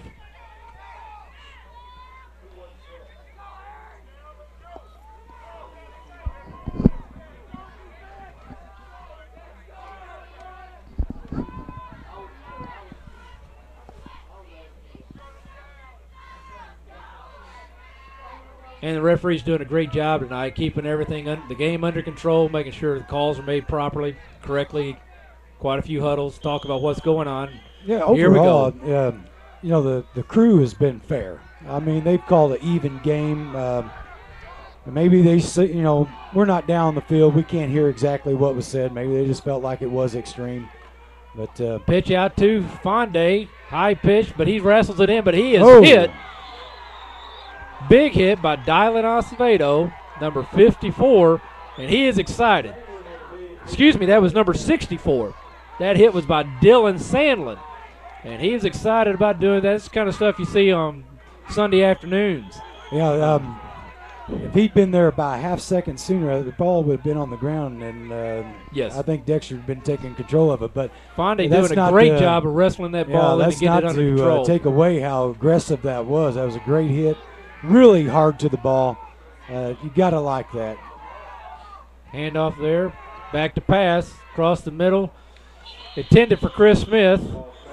Defended there by number 11, Hunter Bruce, who's holding up on that. Can't tell if it's an ankle or the Achilles tendon. But he kind of came down awkward there. Ball incomplete. So it's going to bring up a 4th down and 17. I'm not too sure he wasn't stepped on a little bit there. They both got into each other there on going up for it. But that ball was very close to being picked on that. Hey, we got us an email from our good friend Scott Chesser. He's just saying thanks for bringing the live Bearcat game. He's sitting at home and nice and warm and comfortable in his recliner. So, Scott, we're glad you're able to enjoy that game. Appreciate you shooting us a little note, even though, I figured you might be out on the back deck just kind of watching through the telescope or something. But good deal. Glad you're enjoying it, Scott. Thanks for pitching us and throwing us a bone there. And all the rest of you, we love to hear from you. Sports at yhctv.com. And here we go, Shaw back to pass. He's going to keep it. He's going to be snuffed out there at the line of scrimmage. Flag on the play. Again, another big stop by number 64, Dylan Sandlin. So short of a personal foul. Looks like it may indicate it's against the Tigers as they're talking to the Bearcats, whether they want to take the penalty or decline it. Holding on the Tigers. Penalty's going to be declined, so it'll be a 1st and 10 for the Bearcats from their own 32-yard line, 33-yard line, according to the scoreboard clock. Talking about those emails, great to hear from the people out there. Friend of mine all the way up in Indiana, Jim Hovda. He needs to send us an email. I know he's been watching these games on the webcast and really has enjoyed them. So that's wonderful. Okay, so the Bearcats will reset. I formation again. They had so much success with in the first half. Mills under center. And there's a handoff to McCullough, but it doesn't count. Ball start by the Bearcats, so we'll back up 5 yards and call it 1st and 15. From the Bearcat 27. So with 6:37 to go, Bearcats still on top, 14-7 in the third quarter. 1st and 15 from the 27 as we see Aaron Mace bringing the play in. Should see Sean Slavings come out. Those guys have been tag teaming at the fullback position all night long. Well, I hope both teams are able to start kind of refocusing here, kind of clean it up. You don't want to see a game go into nothing but flags. There's that misdirection again. Handoff to McCullough. He's caught at the line of scrimmage by number 84. You know, I just keep kind of waiting. Hunt. You know how Coach Pixley, he'll all of a sudden come up with something. I'm just really anticipating Ben Mills rolling out and hitting somebody on a post pattern for about a 30-yard game or all the way in. Because there's always something exciting all of a sudden pops out of there that you never know.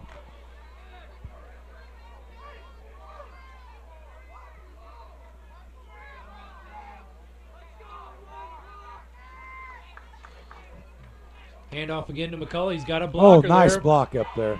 He's stood up by a host of Tigers. As you see him try to strip the ball there, brought down by number 77, Jeffrey Massengale. Flag on the play, though. Good hard run by McCullough. See what the call is here. I hate this. Got to come it's back. It's got to be either probably a hold or... They're talking to the Tigers. That would indicate it's going to be against the Bearcats as Luttrell is out there talking to say, here are your options.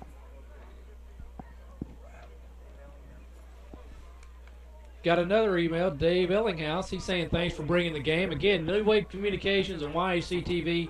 Can't tell you how proud and how happy we are to be having this opportunity. But all of our good friends out there, we thank you for the kind words. Keep sending them. Keep posting it on that webcam if you can. Call your friends, call your family that live out of the viewing area. Make sure they can watch it on the webcast. In fact, I had to talk to Dave this afternoon. We had a little power outage in Dexter this morning, and wanted to make sure everything was working okay at the house, and so apparently it is. Dave, glad to hear from you. 2nd and 15. Mills rolls out to his right, looking across to... Pass intended for Wyndham. Well defended by Chris Smith. Almost an interception by Chris Smith. So as the ball may have been slightly behind Wyndham instead of right out in front of him where you'd like to have it. But well, there's a kid that can make something happen instantly. You get that ball in the Wyndham's hands. He can turn a very short little catch into a long gain quickly.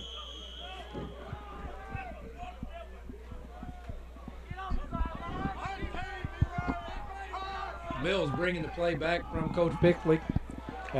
Dexter needs to get something here. I know we're looking at 3rd and about 22 there. Yeah, but 3rd and 20. Yeah, they really need something here. So Mills back to pass. There it is. Wyndham out. Look. Nope. Oh, he's bumped by Chris Smith. Thought maybe that they would say the pass was not catchable, but they may get interference on this now.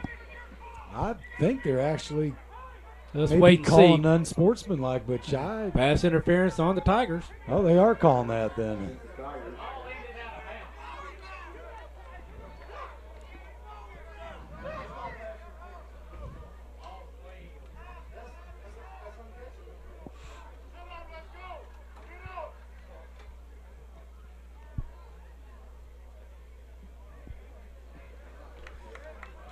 See where they spotted after the penalty.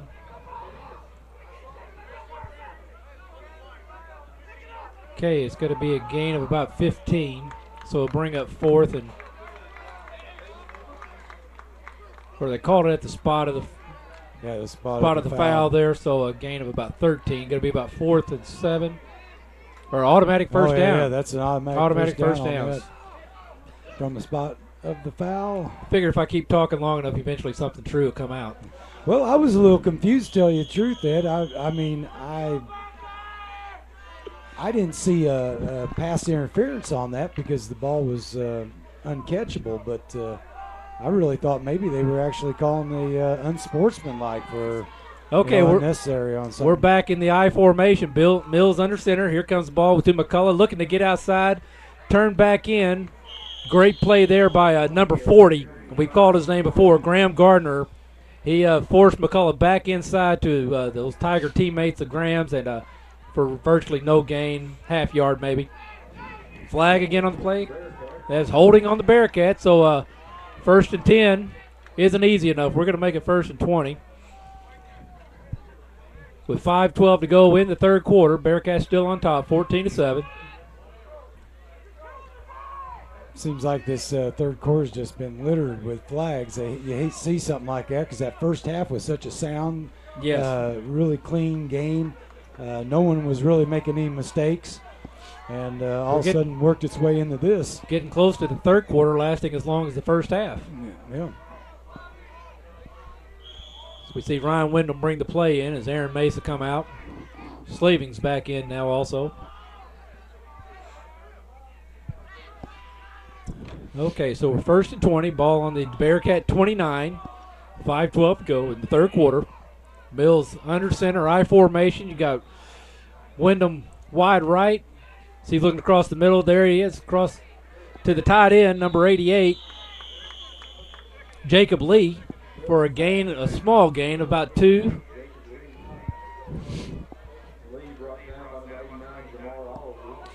Tackle there by number 89, Jamar Oliver for the Tigers.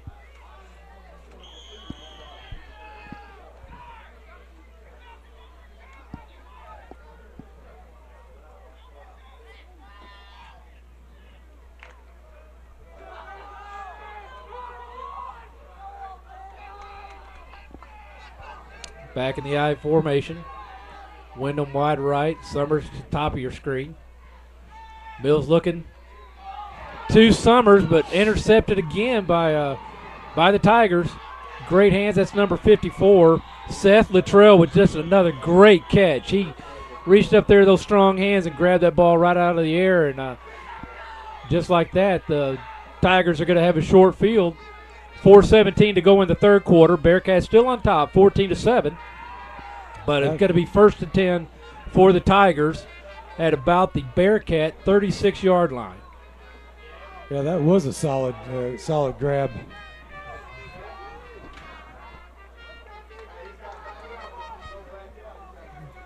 Okay, so Shaw back under center. Got the single back formation. Handoff to Fonde up the middle as he keeps skirting those tackles. Just can't seem to. Bearcats having trouble wrapping him up this quarter for a gain of about 5, maybe 6. Tackle by Aaron Mace for the Bearcats. So it looks like it was a gain of 5. So it'll be 2nd and 5 from the 30-yard line. 2nd and 4 from the 30-yard line. Like I said before, if I keep talking enough, something eventually come out that's true.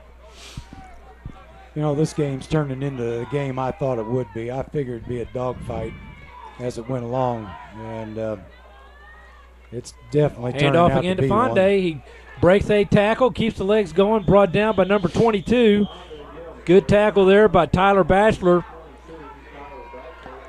Tyler's grandson of proud grandmother Rita Bachelor, who's on the newscast today. Those of you who were able to see Miss Bachelor at the noon or the 5 o'clock broadcast.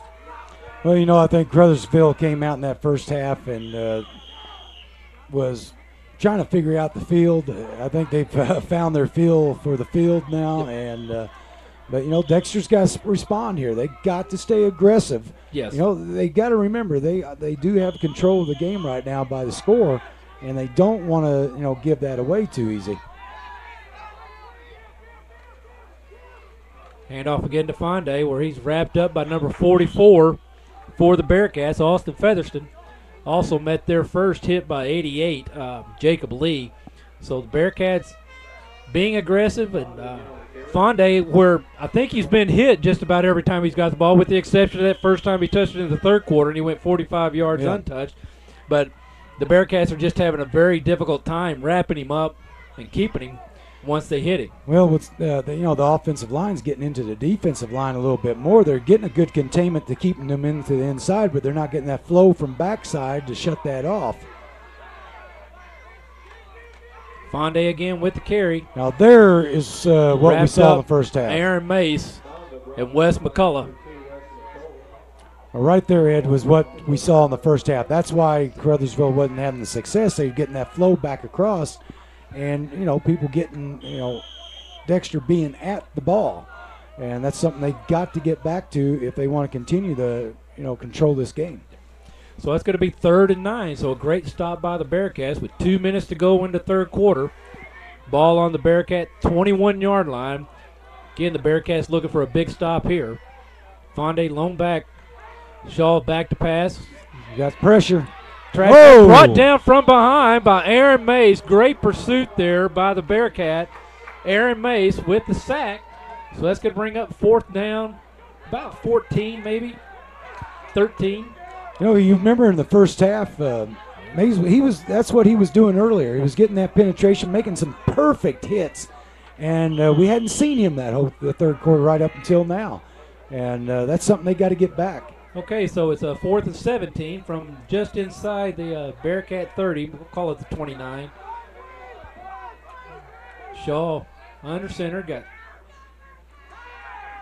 spread offense, got receiver going deep, going for everything. Bearcats on the defense, knocked down, so it'd be incomplete. Ball intended there for number 17, which is Lennon Smith, but well defended by number 89, Nate Watkins, and 44, I think, was on that defense also, Austin Featherston. So a good stop there by the Bearcats. Just over a minute to go in the third quarter. Bearcats still on top, 14-7. Hey, Ed, we were talking about emails and texts. I was just getting texts from my mother and my niece up in Indiana. They're also watching on the live webcast right now, and they just wanted to let me know they were enjoying it. Great. How's your mom doing? Doing great. Okay, so I formation, McCullough in the back. With the ball now. Hit at the line of scrimmage. Falls forward maybe for a gain of 1, maybe 2.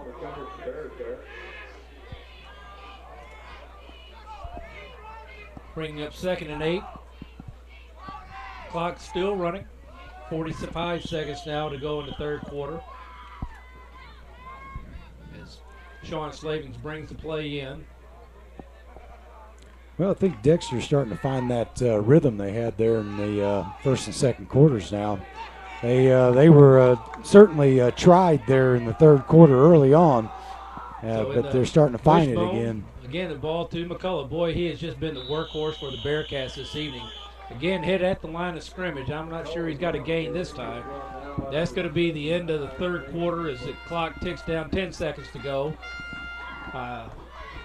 Be really surprised if the Bearcats try to rush up some type of play. 4 seconds, 3, 2, and okay, there's the whistle there for the end of the third quarter. So after 3 quarters of play, Dexter Bearcats on top, 14-7 over the visiting Caruthersville Tigers.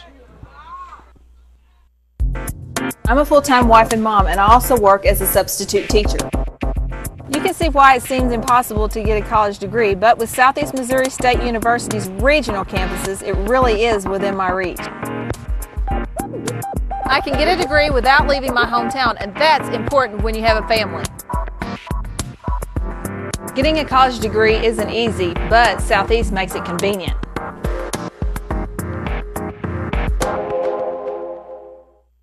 Folks, if you've not been to the Winchester Place, come in and take a look at this facility. You don't know what you have missed. We are very proud of this facility. A lot of people do not realize we're here, what we can offer to them, and what a facility we have. And we would like to have people come by anytime and tour us. You won't find a better place to live or better staff to take care of you anywhere Southeast Missouri. I'll guarantee it. We are located at 400 Winchester Drive. Come down Bowman, and we sit on the corner of Bowman and Winchester.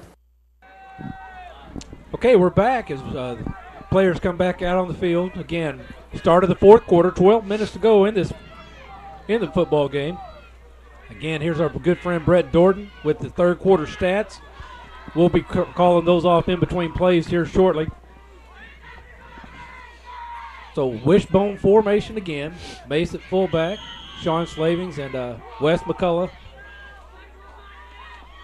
Pitch back to McCullough. Brought down behind the line of scrimmage. Great pursuit there by number 77.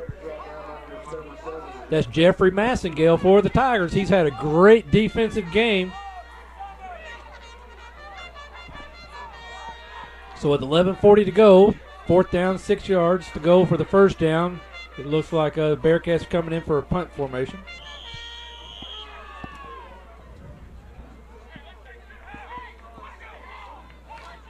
So we'll see the punt. We'll get real quick to the divisional playoff series. In the 10th inning, it's New York and Minnesota tied 3 apiece. Top of the 10th there. That game being played in New York. Here's Dylan with the punt. Good high punt, end over end. It's going to hit. Go out of bounds right at just on the Tigers side of the 50-yard line. So, and also Boston and L.A. just getting started in Los Angeles. 0-0 in the bottom of the first. So, two exciting games, or hopefully going to be 2 exciting games. One exciting game going on right now in the American League, and we'll see how the other one pans out. We'll try to keep you updated as we go throughout the game. So some of those third quarter stats, again, first downs for the game being dominated by the Dexter Bearcats, 14-5 over the Caruthersville Tigers. Rushing yards, Dexter 138, but Tigers picked up quite a few this past third quarter. They're now to 94 yards for the game. We got Shaw under center. He hands off again to Fonde, who shows that speed and quickness as he breaks into the open field. Weaving his way through the Dexter Bearcat defenders. Finally pushed out of bounds at about the 20-yard line by number 22, Tyler Batchelor for the Bearcats. So, but not till after a gain of about 30 yards. Yeah, there was that speed right there, and he gets rolling. It's really difficult, and they went high on him. You can't go high on him either. No. And so got to get more people to him than just one. Pretty good offensive. Difficult. Third quarter, pretty good offensive for the Tigers as they were up to 97 yards. So they're maintaining that momentum going in here to the fourth quarter too. They found a good mismatch for Fonde going there against the left guard, left tackle. This time the inside handoff to number 89. Jamar Oliver, but he's instantly met there at the line of scrimmage for a short gain of 1. The clock continues to tick here at Charles Bland Stadium. Bearcats still on top, 14-7.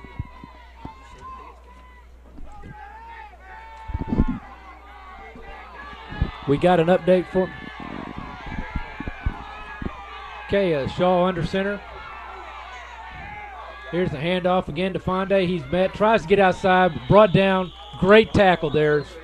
Fonde tried to make that quick step to the left, as he's done successfully all this whole second half. Brought down by number 88, Jacob Lee for the Bearcats. We got an update from the Piggott game.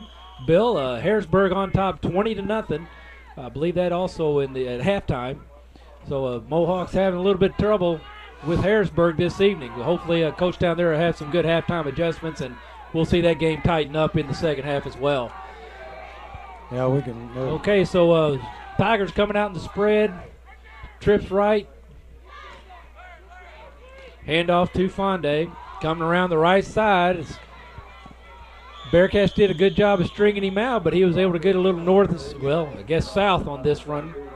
Brought down to right about the 10-yard line, so he's going to be maybe a yard short, maybe 2. Yeah, that was the great. First down, so it's going to be 4th down and short. Well, we got a flag on the ground, too. Good call there, Bill. I just noticed I didn't see that come out. It might have been a late flag there, Ed. I tell you, the people watching at home, though, they saw the big flag come bouncing across the field and the screen there, so they knew it even maybe before we did. Well, that might have been why he was able to get about 8 more yards on that. That's true. That's true. So it's going to back them up 10 yards, bring up 3rd down, replay it. Instead of 3rd and 9, we're going to have 3rd and 19. Well, Dexter had a great job pursuing that, and I thought they had him pretty well closed up. I guess, that one holding helped him get up there just a little bit more, but hopefully we won't see too many more flags the rest of the game and kids will be able to play this game out. Okay, so spread offense. Fondy the lone back. Splits right. Looking across the middle there. Number 14 showing that speed, and there he goes. He's going to right to the pylon, and touchdown for the Tigers. Number 14, Peter Lloyd, came across from the slot there across the middle. Had the Bearcats running to the west, and he went east, and Bearcats just never caught up with him. Well, he got the defense following the quarterback when he rolled out to his right, and just basically brought back your wide out on a very shallow slant back inside, caught it on the run, and he just went across there. He had the lane open, and with that kind of speed, and he's going to take it right in.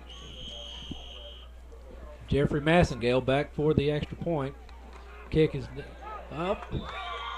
No good, but that point after attempt brought to you by Missouri Southern Healthcare, who for 40 years has taken pride in caring for you and your family, serving the community with 7 medical clinics in Dexter and Bloomfield, specializing in internal medicine, family practice, pediatrics, and general surgery. Missouri Southern Healthcare, your hometown healing. So, point after attempt, no good. The Bearcats maintain the lead, 14-13 with 9:06 to go in the ball game. Did he just catch that ball kind of wrong, or it almost looked like maybe somebody might have got a hand on that up there? I don't know, unless he just didn't get that over the top very well. I didn't see the hand, but you can watch the replay at 4 o'clock Sunday on YHC TV. Or if you got that DVR service through New Wave Communications, you just replay that right back. And tell us what I you do, see, and I then enjoy shoot us that an very email much. at sports@yhctv.com, and we'll tell everybody exactly what's going on. How that miss was made. Well, Ed, but I from really my enjoy angle, my. It looked like you just miskicked it. I enjoy my New Wave DVR. It is excellent, and I can catch my shows without missing them.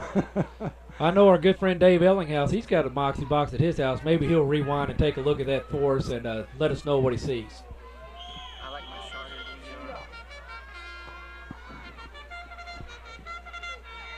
Okay, and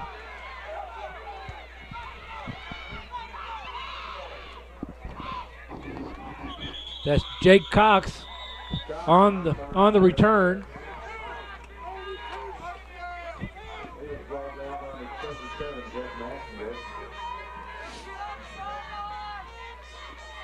And that was number 77, Jeff Massengale, on the tackle there. Cox bring the ball out to about the 21-yard line. So with 8:57 to go, Bearcats still on top, 14-13. Be 1st and 10 from their own 21-yard line. Here's where we really need to see one of those. Yeah, you really probably need to about grind an it out here. 57-second sustained drive would be pretty good one to have right now. That was something I was looking for. Possession time. The Bearcats are still 7 minutes over possession time than Caruthersville. But I tell you, those Tigers, they're so quick. And when you score on one play, 45 yards, that's when that time of possession can be a little misleading. But well, like you said, Dexter needs to come out. They need to just grind this out. Take 6-7 minutes off this clock. At least come away with a field goal, which they've got a great kicker, and put themselves up by the 4-point difference and force Caruthersville to have to drive the ball and put it in the end zone. That was Slavings on the carry for no gain, so it'll be 2nd and 10. Clock continues to tick down. Back in the wishbone formation. Nick Summers at the fullback this time. Handoff to McCullough. About one player short of breaking that, so a good tackle there by. Brought down again by number 77. Who else? Jeff Massengale, having a great defensive game for the Tigers. Got to bring up 3rd and long, 3rd and 7 from the Bearcat 25-yard line. Well, once again, that McCullough, he's a tough kid because I saw that hit on him. They went low and really took his feet out, and he got right back up, and he's a tank. Yeah, I mean, he's made of armor, I think, because they just cannot hurt that boy. Mills back to pass. He rolls right. He's got Ryan Wyndham open. Yep, for right a first sure down. hands. Great catch by Wyndham. Knocked out of bounds at about the 37-yard line.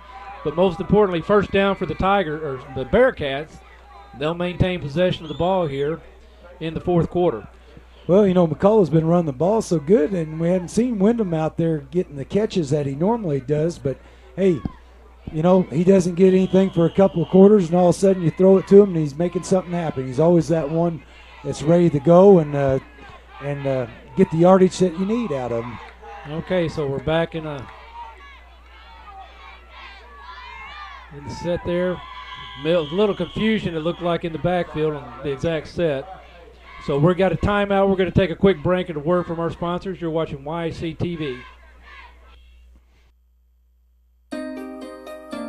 Sometimes we just need to stop what we're doing and look around. We need to be thankful for what we have, where we live, and the quality of life we enjoy. Hi, I'm Jack Huffman, and on behalf of First Midwest Bank, we want to thank you for allowing us to be part of such a wonderful community. Proud to be a Bearcat sponsor, First Midwest Bank. Go Bearcats! At MHJ Insurance Agency, you are a valued customer and friend. We still believe in old-fashioned service and can help with all your insurance needs. Auto, home, boat, business, farm, life and health, just to name a few. Protecting your hard-earned assets is no child's play. We'll work hard to find you the best coverage at the best price. MHJ Insurance Agency, modern technology with old-fashioned service. Free quotes, free service. Okay, we're back. 7:23 to go. Bearcats still on top, 14-13. First and 10 from the 37-yard line. Great catch again by Ryan Wyndham. High formation. Summers wide left. Handoff there to Slavings. He's brought down as he tries to turn the line by number 40, Graham Gardner. We've called Graham Gardner's name an awful lot tonight, Bill, as well. But he's great tackle there as Slavings just trying to get around the corner. Clock continues to tick. We're down to the 7-minute mark. 14-13 again. Dexter Bearcats. As you can see on your graphics there on Channel 21. Well, I'm not saying Caruthersville is under the gun right now, but they are looking where they need to. If they want an opportunity to get the ball back, they're going to have to do something, change the course right now. And fake to Slavings, trying to get Ryan Wyndham on the end around there, and he's met in the backfield by number 84, brought down by Lyndon Hunt. Great pursuit, staying home and reading your assignments by the Tigers there on the defensive set. Yeah, they're making 3rd and long. Yeah, defensive end did really a pretty good job there. I mean, he didn't read the block. But now as the clock ticks down to the 6-minute mark, just a couple seconds over. Real quick baseball update. Yankees and Twins still in the 10th, bottom of the 10th inning. Tied 3-3 with 1 out. Mills rolls to his left. He's looking for Summers. Catches the ball. Hey, tiptoes along the sidelines. Just a great catch because that ball was actually tipped by number 26, Fonde. Summers never losing control of the ball, maintaining concentration, hauls that ball in, and then gets about another 10 yards after the catch. Well, we saw that pick earlier in the first half. He had a great pick with great hands. But what I seen out there, what was going on there, they were playing him soft, Ed, and he had the opportunity to get the step on him, on behind him, and he did take advantage of it and completed that pass. Of course, it was just great placement of the ball, and Summers able to haul it in with them great hands. So yeah, just an outstanding catch. I think he was off the defender, and then Summers popped it up once and hauled it in on the second bounce there. And we got a flag. Illegal movement. Got movement on the Bearcats. Got to back us up 5 yards. I think McCullough, he was just ready to pound somebody over with that ball. He was just anticipating a little too soon. But he's an aggressive player, and you're going to get that out of an aggressive player.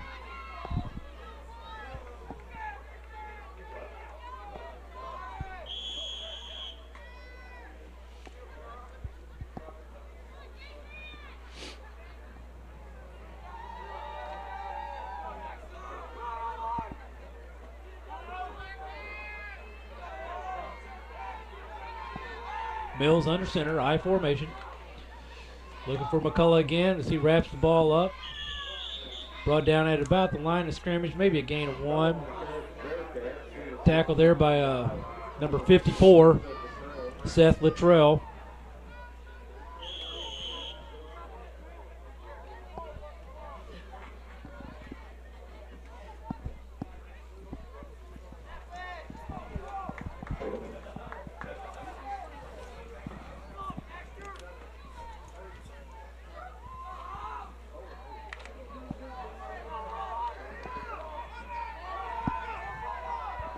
So 2nd and 14.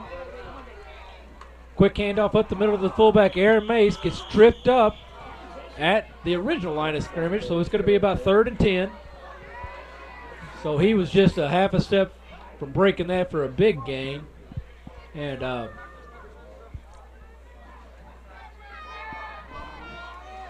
tough break there for Mace.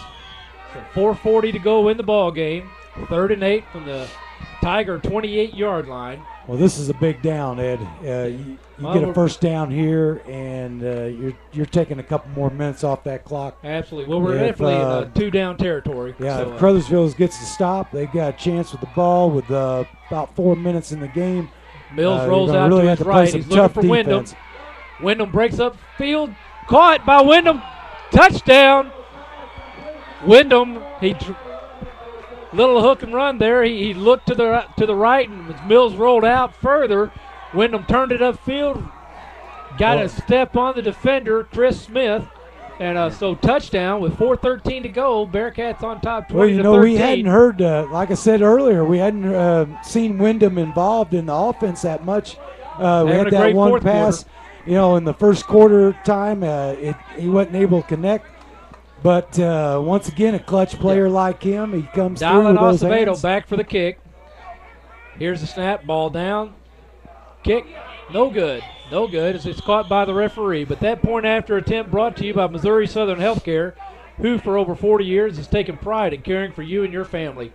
Serving the community with 7 medical clinics in Dexter and Bloomfield, specializing in internal medicine, family practice, pediatrics, and general surgery. Missouri Southern Healthcare, hometown healing. So with 4:13 to go, Dexter Bearcats are going to be on top by 7, 20-13. Well, this and we're set for an exciting finish here at yes, Charles Bland Stadium on Friday night. So again, if you're liking what you're seeing, you have something to say about that play, email us at sports@yhctv.com. We'd love to hear from you. Hopefully you'll tell us we're doing an okay job and you're enjoying the broadcast.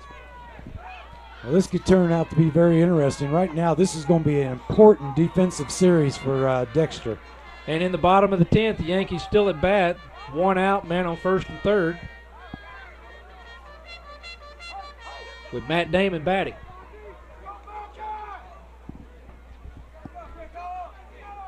Johnny Damon. Matt Damon, the actor. Acting like he played baseball. Just keep talking, Ed. I only do that for Scott Chess's entertainment value because he's wondering how I'm watching a baseball game when I'm calling football.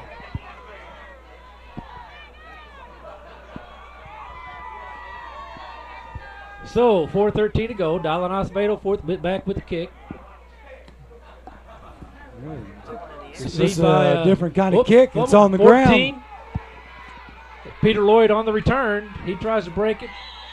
Brought down by a host of Bearcats right about the 25-yard line. Well, I don't know who made that hit, but that was a solid hit. You hear all the way up here. 35, Aaron Mays. 45, Sean Slavings. And it looked like number 15, Tyler Parson, in on that for the Bearcats. Not exactly sure who made the initial hit, but just great pursuit.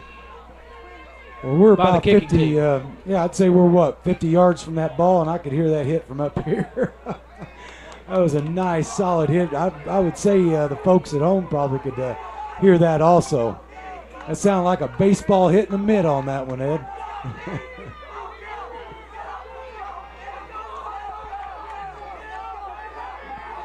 Well, once again, this is an important defensive series here. Dexter's either going to stop this or they're going to allow Caruthersville to drive the ball. Fumble. And there is Bearcats a fumble. with the ball. Recovered by number 82, Dylan Harden. So with 4:02 to go in the ball game, Dexter Bearcats on top by 7, 20-13. Will now have the ball. Not sure Tigers, they got 2 or all 3 of their timeouts. But just a great heads-up play there by the Bearcats to get that ball back, and clearly had the momentum now as the Tigers are going to be back on their heels just a little bit, as they know the clock is no longer on their side. Yeah, I wouldn't jump into using the timeouts yet, depending on what they can do against this offense. If they're stopping them, they have plenty of time to use those timeouts if they can get the ball back. Handoff to McCullough. He's hit at the line of scrimmage, but he pounds out another couple of yards. Falls forward for a gain of about 2, maybe 3. Going to be a 2nd and 8. 3:45 to go in the ball game. But I'm not sure I wouldn't make this the McCullough show right now and just let him ground out about 3 yards per carry. Hey, you're in 4th down territory, this close in.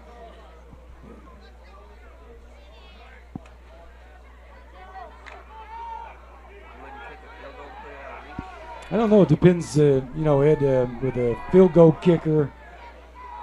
I'm not sure Fumble. what they got. Bills recovers, falls on right the play, or just falls on the ball, so it would be a no gain. Bring up 3rd down and 8, 3rd down and 9 from the Tiger 22. We were watching a field goal warm up there in pregame, and the field was a little soggy. While Acevedo, he had good range, it looked like, but they were a little uncertain. We're going to take a quick. While it's a timeout, get a quick word from our sponsors. You're watching live Dexter Bearcat football on YAC. Right now, Case IH is offering 0% for 60 months plus 0 down on any Farmall tractor. Or 0 payments for 6 months. Or a free loader worth up to $6,000. Or buy the loader and finance the whole package at 0%. And how do I know if Farmall is right for me? We have models ranging from 31 to 105 horsepower. They're great for tons of applications. Like? Livestock farms. Keep going. Poultry, horses, golf courses, no. Stadiums, highway mowing, no. landscaping. Yes. See your Case IH dealer, Baker Implement Company, with 9 convenient locations. At Bagby Investment Consultants, we provide 3 main services to our clients. Investment management. You will have access to first-class institutional investment managers from around the world. Investment advice. We have 3 investment advisors with a combined experience of over 48 years. Financial planning. Our financial planners and paraplanner can help you with your retirement, college, estate, and tax planning needs. Come learn about the difference we can make. Let us help you reach for your dreams. Okay, we're back as Mills sets the Bearcats. 3:14 to go win the ball game. Dexter on top, 20-13. I formation. Be surprised if, or I wouldn't be surprised if we see McCullough with the handoff. Aaron Mace there at fullback, though. But there's McCullough. Tries to get a great tackle again. Great pursuit by number 40. He's having a heck of a game, Graham Gardner, but upends McCullough at the line of scrimmage, so it's going to be 4th and about 8, 4th and 9. Yeah, I believe Caruthersville is going to take another timeout. Okay, so with 3:08 to go in the ball game, we're going to hear a word from our sponsors. You're watching Dexter Bearcat football on YAC TV. At Allen Christian in Dexter, customer satisfaction is our #1 concern before and after the sale. With my dad, my brothers, and our experienced sales staff, your buying experience will be made simple. We'll get you the right vehicle at the right price. Our selection of Buick, Pontiac, and GMC is second to none. Take a look at our inventory online, or even better, right here on the lot. Plus, after the sale, we will take care of all your service needs. With over 50 years of experience, you'll like the way we do business at Allen Christian in Dexter.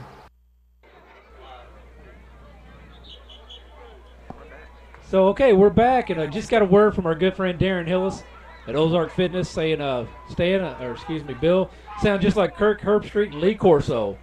Or maybe it's more like Jack Buck and Mike Lee Shannon, too many Colts. Who's Herb? Exactly. So, but Darren, we appreciate you watching. I always love to hear from you, my friend. I hope you and the family's doing well tonight.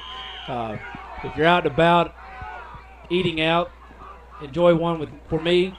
as I'm going to be on the road here shortly, driving to Springfield for the weekend.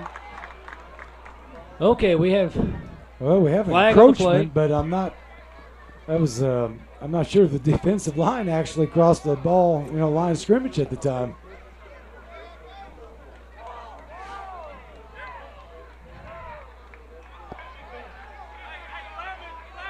Procedure on the Bearcats.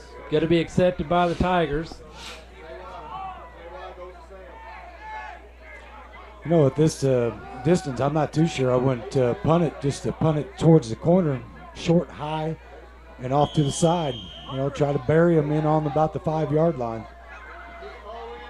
You're certainly too far out to kick a field goal, and I don't know if I'd want to give them the ball on the 25 here. But with the arsenal that Ben Mills has, might end up in the end zone, Ed. Here we go. Mills back to pass. And he's sacked. Number 34 and number 79. Number 79, Jay Strickland, the big freshman. And then also Aaron Fugate in there. So with 3:04 to go in the ball game, Tigers going to take over on downs. So it'd be 1st and 10 from their 30-yard line. So they got 70 yards to go in 3 minutes and 4 seconds, which we've seen them be able to do in about one play. But Bearcats just need to stay focused, not give up the big play. As you know, Ed, 3 minutes is a lifetime in football. Yes. So they keep it on the ground and they keep the ball in the field of play, though. That keeps that clock going. And here is number 26 again, Fonde on the run as he tried to cut back up. You saw him skid there a little bit, even in his cleats, but he was able to maintain his balance and turn it up, turn a 6-yard gain into about an 8-yard gain. So good pursuit by the Bearcats. We're now down to 2 minutes and 40 seconds to go win the ball game. Handoff again to Fonde as he runs right up the middle, but he's brought down by number 44 for the Bearcats. Austin Featherston got a hold of him, couldn't really wrap him up, but didn't let go. And Dexter better regroup here because Caruthersville's got them on their heels right now, and they need to fight back hard and stop the slow clock. This down. Stop the clock to move the chains, but we're under 2.5 minutes to go. First down for the Bearcats. Handoff there to number 14. As he turns the corner, Peter Lloyd, but they strung him out all the way across the field, and he turned the corner and got about a 3-yard gain. So it'll be a second and, about a 4.5, maybe a 5-yard gain. It's going to be 2nd and 5 from the Bearcat 45. We're now at the 2-minute mark to go win the ball game. Yeah, I believe Caruthersville got a free pass on that one. There was a huge holding out there, and it was missed. Pitch out back to Fonde as he keeps those legs going. Brought down by Wes McCullough. And assisted there also by number 64. Dylan Sandlin's having a great game this game.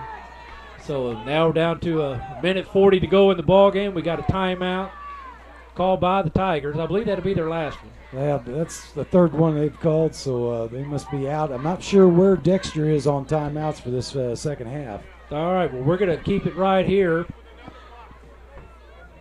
Well, this is an extremely exciting game, and if you're out there in the stands, you've really been absorbing it and enjoying it. And apparently it's obvious we got a lot of people out there on the webcast, on the television, watching this live and really enjoying this. Just got word from our good friend Kevin Bishop. He is out of the viewing area on the TV, but he's watching it on the webcast. Says it's a great feed. Tyler, great job with the graphics. He's really enjoying it. Kevin, we're glad and we're proud to be able to bring you the Bearcats football, New Wave Communications and YHC. So thanks for the words. Appreciate it, buddy. Okay, so we're back. A minute 40 to go. 3rd and 5 from the Bearcat 44-yard line. Right now, Dexter needs to keep that ball in front of them. Don't let it get behind them. They've got to flow to the ball. Blitz. And they caught Fonde. They anticipated well. Maybe the Tigers try to go to the well one too many times, but the blitz by the Bearcats, they caught Fonde in the backfield. He was able to still grind it out to the line of scrimmage. So now with no time, no ability to stop the clock, with a minute 20 to go, 4th and 5 from the Bearcat 45. Shaw back to pass, going to dump it out in the flat to Fonde. Come up. And there he goes. It's the Bearcats collapse on him. And they run him out of bounds this time, but it's going to be a first down with a minute 10 to go. The the Tigers going to maintain possession of the ball. Out of bounds at about the Bearcat 28-yard line. We got all kinds of them coming in now. Kerry Horton. Hey, watching you guys on 21. We're too thin-skinned to brave these cold, wet weather conditions, but enjoy watching our nephew Dylan Harden playing the Dexter on TV. Well, hey, Kerry, and your family down in Campbell, Missouri, appreciate the words and glad you're able to enjoy this ball game. Well, I know somebody else down Campbell watching that, and that's my wife right now. And good deal. She always gives me comments on how we well got Peter Lloyd in the backfield. Shaw's looking to pass. He dumps it out to Lloyd in the flat as he cuts it back up middle. Fumble, ball on the ground. And there's a host of players pouncing on it. Let's see who comes up with the ball. Looks like maintained by the Tigers. Yeah, very fortunate. So with under a minute to go, 58 seconds to go, Dexter Bearcats leading 20-13. That reception good for a first down. It's going to be 1st and 10 from about the, looks like about the 17-yard line. As the clock starts going once the chains are set. So now we're down to 54 seconds to go in the ball game. Fonde in the backfield. Shaw looking to pass. Across the middle. Tip. Interception by Gary Summers. He is tackled at the 1-yard line. But the ball was tipped by Jake Cox, number 24. And Summers, again, just a heads-up, concentrating, wanting to put those hands on the ball and bring that ball in. Comes down with the interception. He's brought down from behind. So with 45 seconds to go, Dexter Bearcats take control of the ball on their own, looks to be about 3-yard line. Definitely, we should be able to take a knee, a very short knee, and inform the refs and let it tick off. Okay, so exciting finish here at Charles Bland Stadium. Oh, this was a great game. Both teams putting out great effort. Very exciting for the fans. And Mills takes the knee. That gets the clock running. The Tigers cannot stop it. The referee set the... There we go. There's going to be about 9 seconds differential between the game clock and the play clock, so we'll have to snap the ball one more time. But great adjustments by the Caruthersville Tigers at halftime.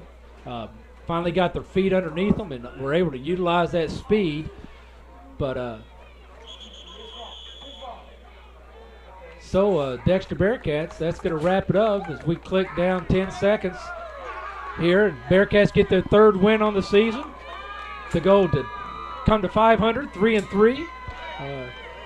Tigers are going to lead Dexter with their 2nd loss on the season, still at 4-2. So we're going to take a quick break, hear a word from our sponsors, and we'll be back with a game recap and stats. So again, Dexter Bearcats victorious here at Charles Bland Stadium, 20-13. You're watching Dexter Bearcat football on YAC TV.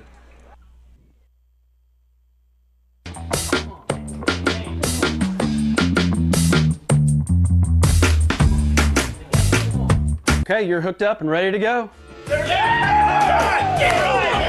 New Wave knows you're excited about sports, so now's a great time to get connected with the Triple Play Package. Crystal clear TV, high-speed internet, and telephone for only $99.99 a month for 12 months. With New Wave Communications, you've got game.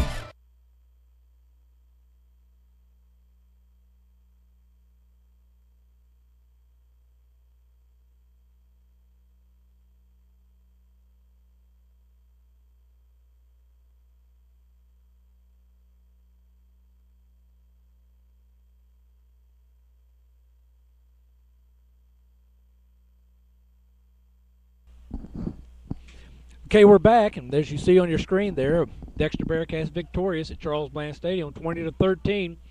Just a great first half by Dexter, but a tremendous second half by Caruthersville, and had a great third quarter. The Tigers did, but Dexter Bearcats, they didn't lose focus. They maintained composure and had just a tremendous fourth quarter there. So as you see, kind of behind the graphics there, Coach Pixley talking with the Dexter Bearcats and Caruthersville coach talking with his squad. Great sportsmanship by both teams. Did have a couple of personal fouls out there, but refereeing did a good job keeping the game in line and keeping everybody on the up and up there this evening. So so our good friend Brett Dorton's compiling this game stats for us. We're going to take a short break, and then we'll be back and to wrap up the game and tell you the highlights. So, again, you're watching Dexter Bearcat football here on YAC TV. Okay, we're back. Again, Dexter Bearcats victorious. A great game played, both squads. Dexter on top 20-13. Chilly night here at Charles Bland Stadium. The crowd may have been a little bit smaller than we like to see out here, but a good third win for the Dexter Bearcats as they continue to maintain and grow momentum leading into district play. Big game next week against the New Madrid County Central Eagles, who have the last couple of 2-3 years have kind of had the Bearcats number. But those Eagles, they're going to come in, we're going to go to New Madrid, and we're going to see a fast team at New Madrid, and it's going to take some good execution like we saw tonight by our Bearcats to come out victorious. But knowing they can do that. We got game stats. Again, want to thank Brett Dorton, Denny Putnam for sharing these with us this evening. If you look at the just team v team, Dexter Bearcats led most offensive categories. 17 first down to the Caruthersville Tigers 10. Bearcats had 157 yards on the ground. The Caruthersville Tigers a great running second half to have 156 yards gain. When you take out the yards lost, net gain for the Bearcats 143 versus 130 for the Tigers. Passing, Ben Mills solid game tonight, 10 of 18 for 137 yards. Shaw for the Tigers was 6 of 15 for 77 yards. Both quarterbacks 2 interceptions. So net yards total for the Bearcats 280, and net yards total for the Tigers 207. So again, just pretty where the Bearcats had so much offensive control in this first half. Great adjustments by the Tigers at halftime. They came back and really got their feet underneath them. Were able to get the blocking assignments they needed and the execution to really showcase that speed that we saw and really made it a truly exciting game there at the end.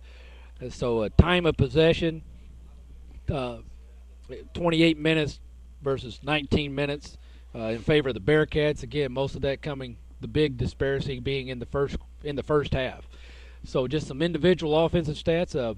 Wes McCullough, 126 yards for the night. Sean Slavings, 11 yards. And Aaron Mace also in positive numbers with 12. Ben Mills, like I said, 137 yards through the air. On the receiving end, Morgan Hedrick, three receptions for 27 yards. Gary Summers, 2 for 51 yards and a touchdown. Ryan Wyndham, 2 receptions, 40 yards and a touchdown. That really exciting touchdown there in the fourth quarter.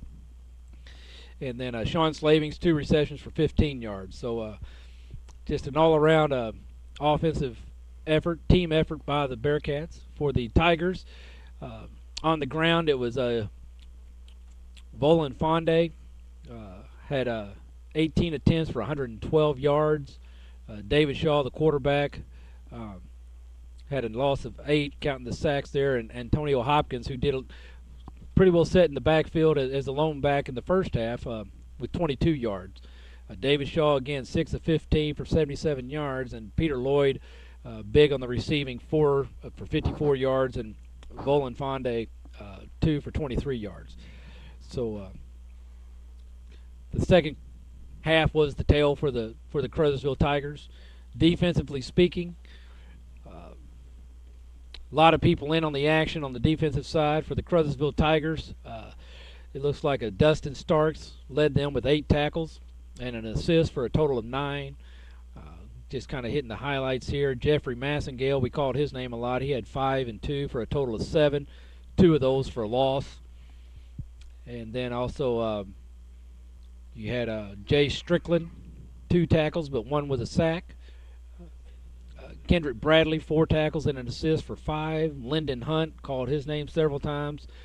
3 tackles, 3 assists. And also Seth Luttrell, who had 4 tackles, 3 assists, but big for him was also the 2 interceptions. So for the Bearcats defensively, Aaron Mace leading the way, 7 tackles and 2 assists for a total of 9, plus a sack. Also, Sean Slavings had 4 tackles, 3 assists for 7.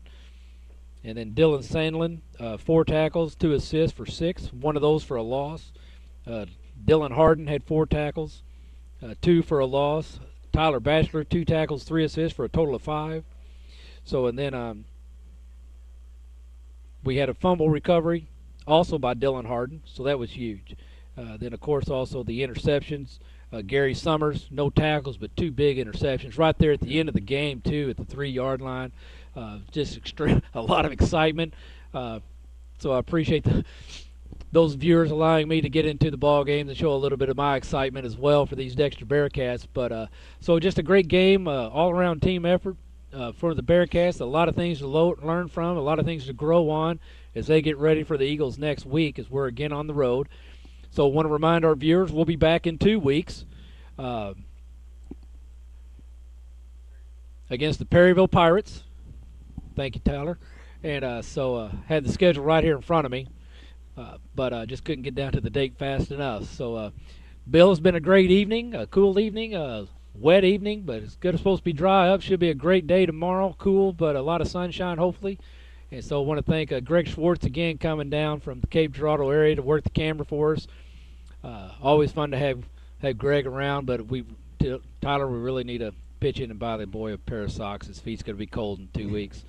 So we're outgrowing the flip-flop weather. Either way, so again, I'm Ed Gargas with New Wave Communications, and for Bill Straw, been a great time up here in the broadcast booth. We want to again thank John Bankin and Hickory Log for bringing some refreshments at halftime. And Dexter Bearcats victorious here at Charles Bland this evening, 20-13 over the Caruthersville Tigers. Thank you for watching. Again, YC TV, Dexter Bearcat Football.